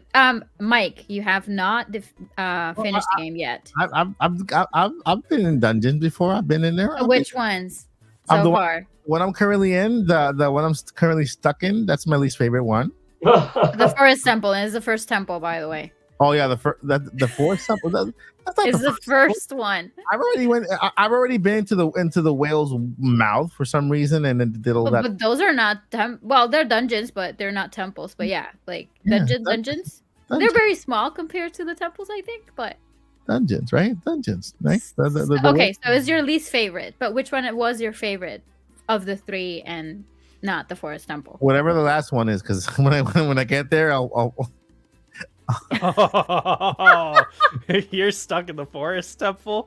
You're gonna have fun with the last one. My least favorite temple. The least favorite temple is the Forest Temple. Okay. Fucking a loop.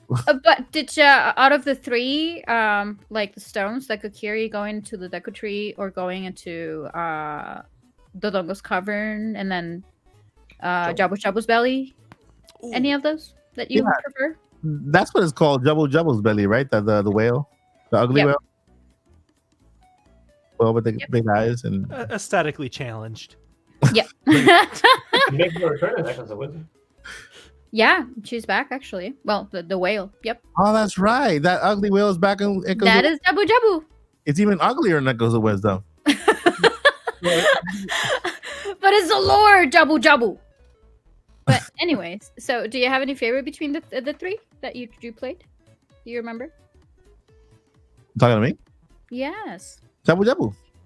Jabu Jabu. Okay, Jabu Jabu is your favorite. Okay, got it. The ugly way. And you, Zach? Okay. I have two.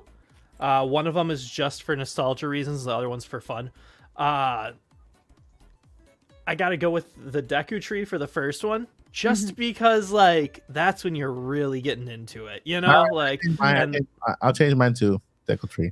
Yeah, and then you get your weapons, or you get the bow and arrow, right? Yeah. For the Deku Tree, yeah, and like and the Deku Tree is the slingshot. Slingshot, yeah, and like it's the only weapon that you can use as a child. As soon as you get the slingshot, it's like, whoa, yeah, I can do so much more now.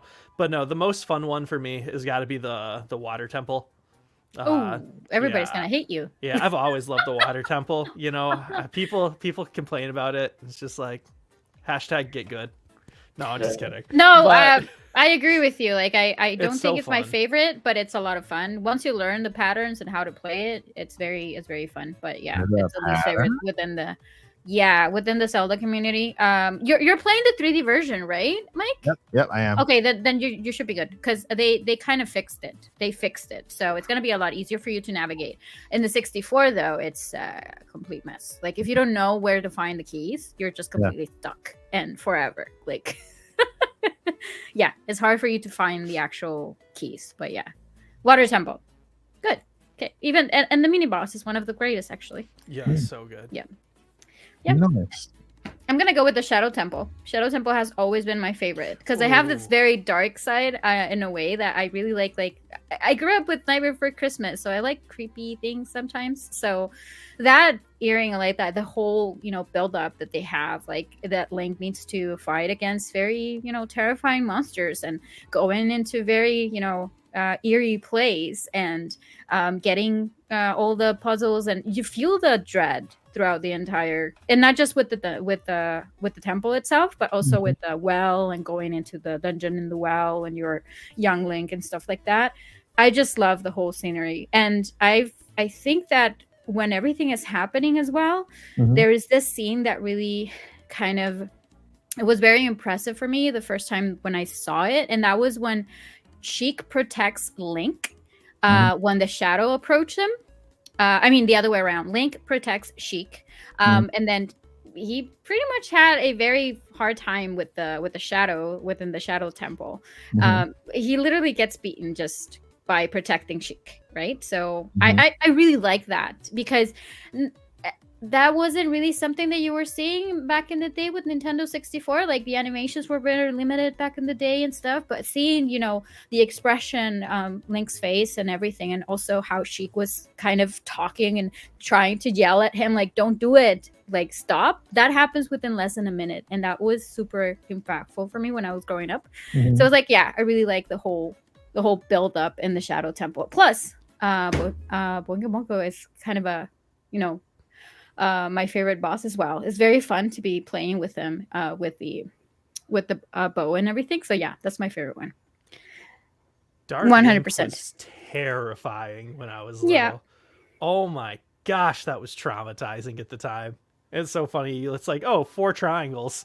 Like you look back now and you're like, this, like, I'm pretty sure I made better things like with Play-Doh in kindergarten, like more realistic than what the video games were, but they were so immersive and so terrifying back then.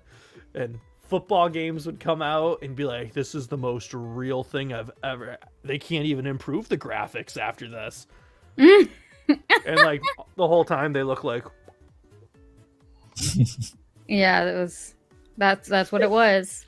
It's weird how much our eyes have changed and evolved over the years. Because I remember being in high school when we were getting pictures of WWF No Mercy for Nintendo 64. And I had a picture that I was in the high school computer lab opening it up. And it probably was of like The Rock, or maybe The Rock and Austin facing off. We'll call it The Rock, because I think it was that. And then like one of the classmates was walking by like, oh, you're looking at pictures of SmackDown? I'm like, yeah, it's The Rock. They're like, dang, I don't remember when was that. I was like, no, this is from a video game. Oh, it looks so realistic. I'm like, nobody would misidentify you looking at a screenshot of The Rock from the 2000 build WWF No Mercy for Nintendo 64 here in 2024 and walk by and say, hey there, Paul, so what are you looking at? Last night's SmackDown when The Rock was the guest star? No, but back then, somehow, when you were growing up with the era and new media was coming out and that new media was reflecting at the time when it looked really good, and I was like, yeah, it is. No, I'm just kidding. It's from No Mercy. Oh, that's a new game coming out. Like, but that's a core memory, and they're like, dang, how did we used to see things? I'm not gonna say names, but you just reminded me of something that happened. Like, someone was watching a football game, football or soccer. Not American football, but more like soccer, right? And they were watching it, and then everybody was paying attention to it on YouTube, and then all of a sudden, someone's go and say, "Do you realize you're actually watching a FIFA game, right?" It's like, what? They thought they were actually watching the game. But they were watching the FIFA game. My grandma used to watch me play Tony Hawk's Pro Skater 3 on Nintendo GameCube. That was a launch title for GameCube in 2001. Now, to be fair, she was older. Okay, so that also plays into eyesight not as good, not as good as technology. But she was watching the TV while I'm playing with my, GameCube controller over here. It was like, is that you in there? I'm like, yeah, this is, Mom and Dad recorded me at the skate park playing. It's like, you're really good. Be careful, don't get hurt. Aww. She thought these 2001 polygons were real, ball. First of all, no way can I move like that. But they're like but that's actually sweet in a way. I remember when for Christmas I got Madden 2003 on the PlayStation 2, and me and my dad, my dad got it for Christmas, and we were going to play it, but instead we just let the intro thing that had the commentators in the booth and stuff. We let that play 6 or 7 times in a row, and we were just watching. We were just like, and my dad was just, and we were just like, you can't even tell the difference. This literally looks like real life. Which one did you say again? I think it was 2003. It might have been 2004. So something that came out around August of 2002-ish, I guess, if it was that one. 22 years ago. And you would look at that now and play that with your son these days or daughter these days or whatever, wait, what? So funny. It's amazing. All right, next question. So Giant, it spawned a lot more than we anticipated. Yep. Giant Lion, thank you. Well, this is something that we have already kind of discussed very briefly, but so will they announce this day one day in advance or two? Also, do you guys think that this will be a direct plus the reveal or just a brief intro with the reveal? So we have been mentioning that, but very quickly. Best case scenario, I would say it will be one day and just the trailer. Best case scenario, we get a direct, and at the end they reveal the system. That's what I'm saying. Worst, well, there's no worst case scenario. If they reveal it, it'll be one day, and then best case scenario, Nintendo Direct, and at the end they reveal the system. Yep. I think that one day, and just an image, and then the trailer. That's pretty much it. And then afterwards, we're gonna get a bunch of directs out probably next year about it. So, anyone else wants to add anything? I agree. Yay! Okay. Thank you very much for that question. Andrew, this is a question directly for me. I'm sorry. It just started Skyward Sword HD, never played it on the Wii. Not been able to jump, and the way the camera works is driving me nuts. It seems like it's a very much a Wii game trying to get into. But for Skyward Sword HD, I never actually experienced any problems with the camera per se. A lot of the controllers were kind of, fixed. So you don't have to play with the motion control. You can play with the actual controller. If you had any problems, Mike, were you playing it with the controller, or you were playing with the Joy-Cons? Or it doesn't really matter? I'm currently playing with my PS5 controllers. Ah, okay. Yeah, I got a modded Wii U. So I only modded it so that I can play with any controller. Because I don't want to play with the gamepad. I want to play with my own controller. So. Oh, but you are playing the original one. Okay, that's why. No, he's talking about the Skyward Sword HD. Yeah, on Wii U. On Wii U. Oh, Skyward Sword. Sorry. No. Sorry about Wind Waker. No. Yeah. Oh, yeah, Skyward Sword. I do not like the controllers. I don't like it. Did you use the regular controllers or the motion controls? No, I use the Pro controller? This. Okay. And then you have to kind of use this little thingy here to kind of to use the sword. The camera? Or okay, yeah, I see. I'm just using pushing a button for the sword instead of just like using the thingy. I honestly have always played it, and I always liked it with the motion controls because that was the whole idea of doing it, and it got very improved. But in terms of the camera, I unfortunately, Andrew, I'm not sure how to answer that question because for me it was never a problem. But let me tell you this. Ocarina of Time, Majora's Mask, and pretty much all the other 3D Zelda games trained me for that. And they were just horrible back in the day. And I feel that it could be a little bit challenging, but if you can, try to switch with the motion controls. I know it sounds very weird and they're kind of clunky sometimes, but the Nintendo Switch ones are way better compared to the Wii. So give it a try and see if it works for you. But yeah, thank you very much for your question. There's only one last question. Go ahead. I'm sorry. Oh no, I was just agreeing. I was gonna say pretty much the same boat after playing Mario 64 for so many years. I don't think I've ever had a game's camera be an issue after dealing with Mario 64's camera in my formative years. Yeah, they were just horrible. Honestly. No. And thank you very much, Alisala, for this question. To all the podcasters, what do you think the playtest is for? And I think Mike will be able to answer that question. I can tell you what it's for. It is for chicken nugget. I know it's listen, Linda. It's for I can speculate, and I'm probably going to be right at this because there's a whole bunch of patents that came out. Like it can either be game streaming, okay, or they'll show you a couple of videos and they'll tell you how these videos play. Why? Because it could be the beginning of a streaming service that Nintendo's planning on bringing over to the Nintendo Switch Plus expansion pack on Nintendo Switch 2. Or you will be playing Nintendo 64 games and don't realize they're being streamed by the cloud rather than playing it on regular NSL. So for you, like, okay, it's playing good. And you answer answer a survey after that and questions. And they'll get you feedback and send you on your way. And so thank you. That's what I believe it's gonna be. I will tell you exactly when on the first day. Make sure you subscribe because I'll tell you. I have a friend that's gonna give me all the information the very first day they start. And Mike, a friend of a friend. Wink, a friend of a friend. Snapshots and all that stuff. So just stay tuned. But I think that's basically the best case scenario. And yep. I wouldn't know. They'll be wouldn't know.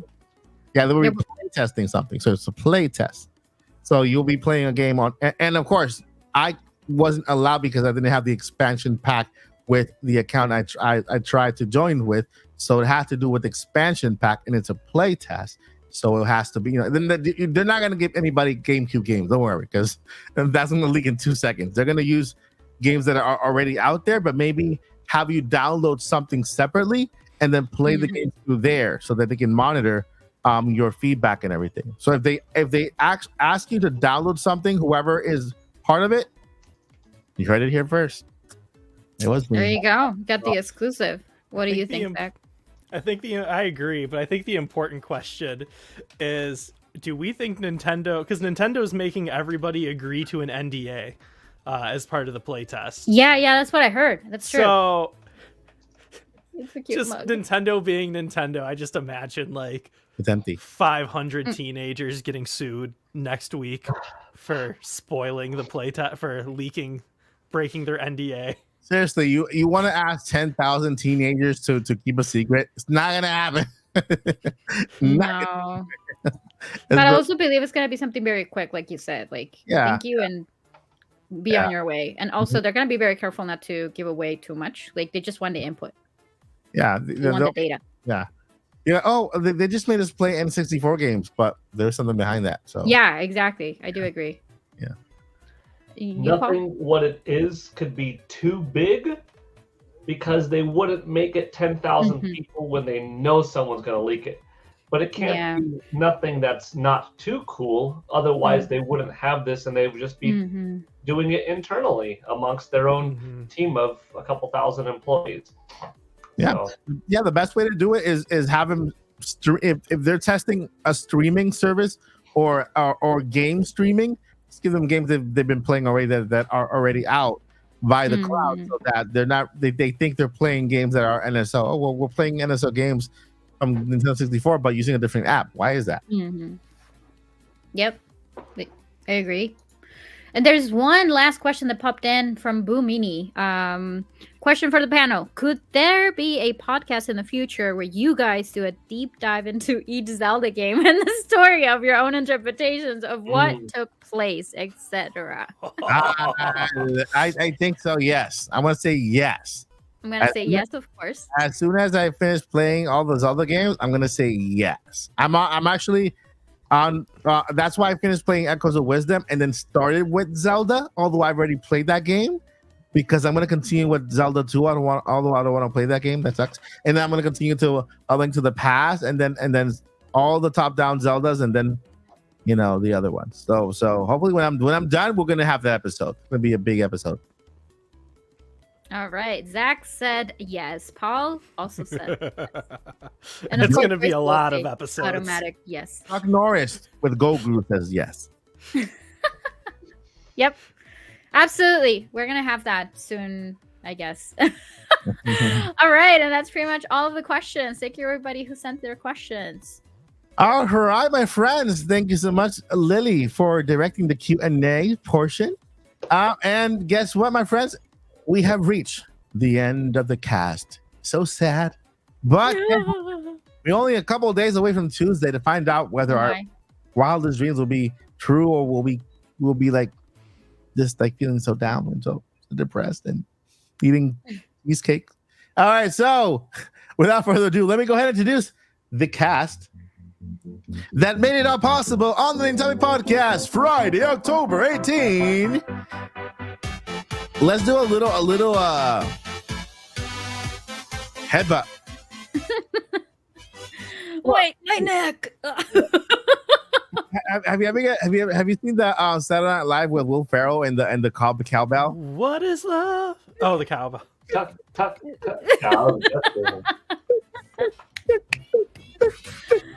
Like that. Yeah. There you go. I have a fever, and the only prescription is more cowbell. So, without further ado, I'm going to go ahead and send it over to Lily. Lily, where can we find you? And what do you have going on this week? Thank you very much, Mike. You can find me as Lilly Hyrule pretty much everywhere, but I think YouTube would be the best way. I am dropping tomorrow a new video. I'm going to be talking about all the other games that you can play as Princess Zelda. It has to do with Echoes of Wisdom. Nice. I'm very 100% sure that most of you are going to know the answer, but I think it was a lot of fun for me to work on that video, circling back to all the other games. They are non-canon games as well, so it's going to be very very interesting.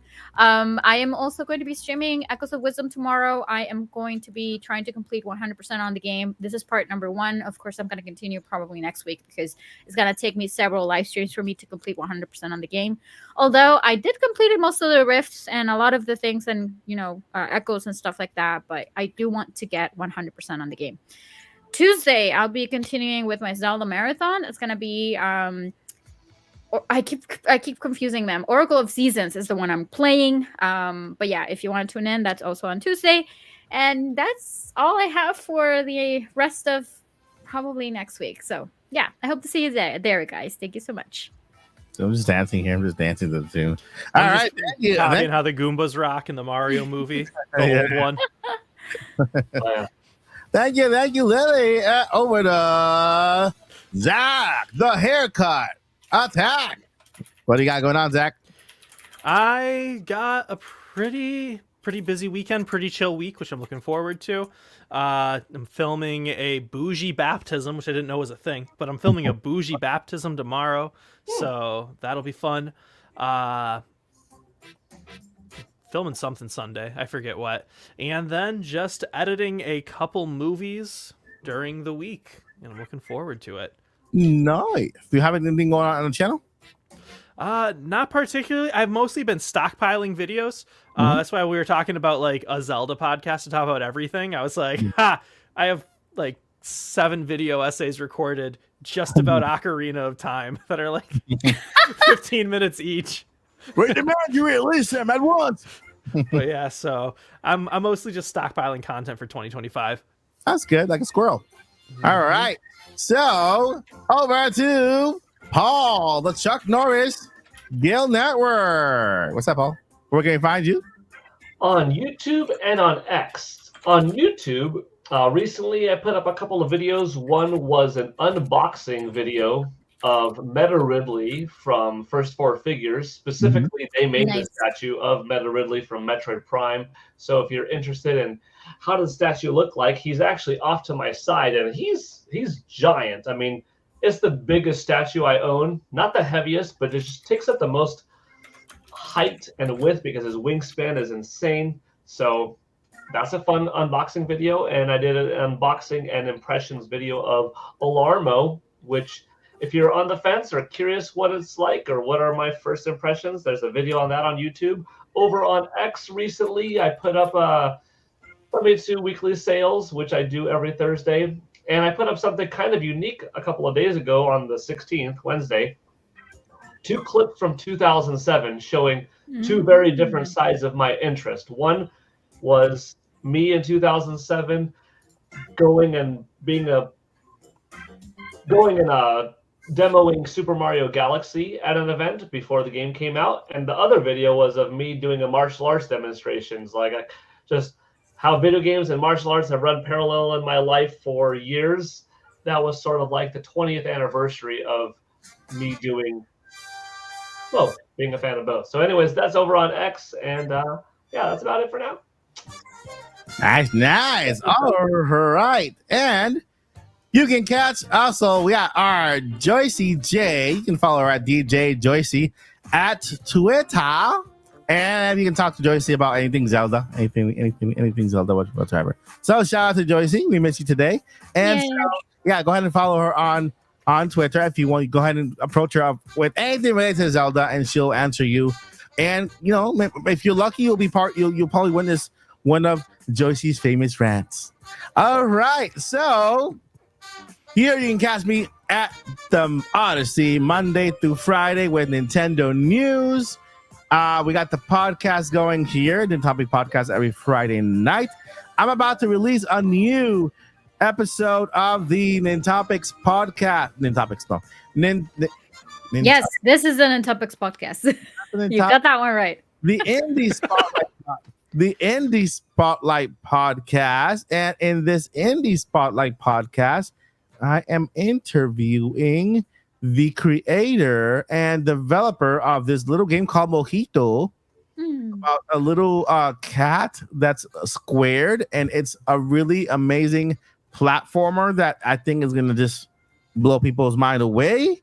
So Mojito the cat podcast, and We also have a podcast with Way Forward not present. That was in the mania. But we got a podcast with Valdi coming up as well. So stay tuned for that. Subscribe to the Indie Mania YouTube channel over there. Subscribe to this channel over here.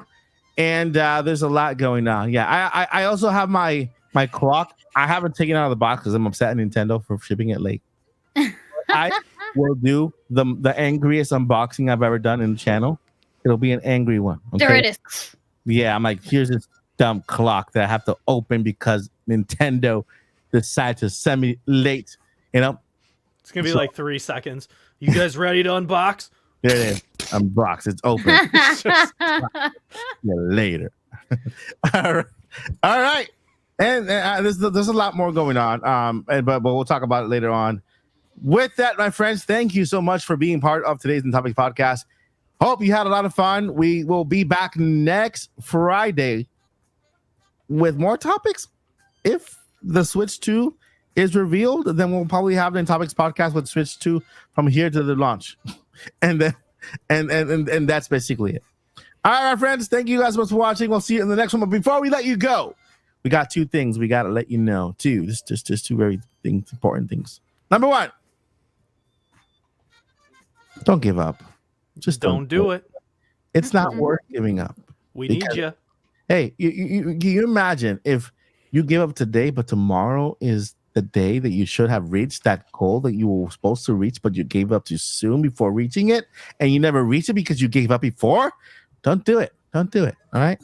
And 2, journey on. Journey on. Bye. Enjoy your weekend. Take care.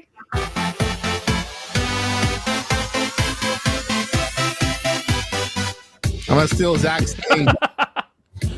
I can't do it the way like super smooth. Yeah, like mine's stuck right in the middle. Mine's a 64. We'll probably do it with the hands. I think it's better.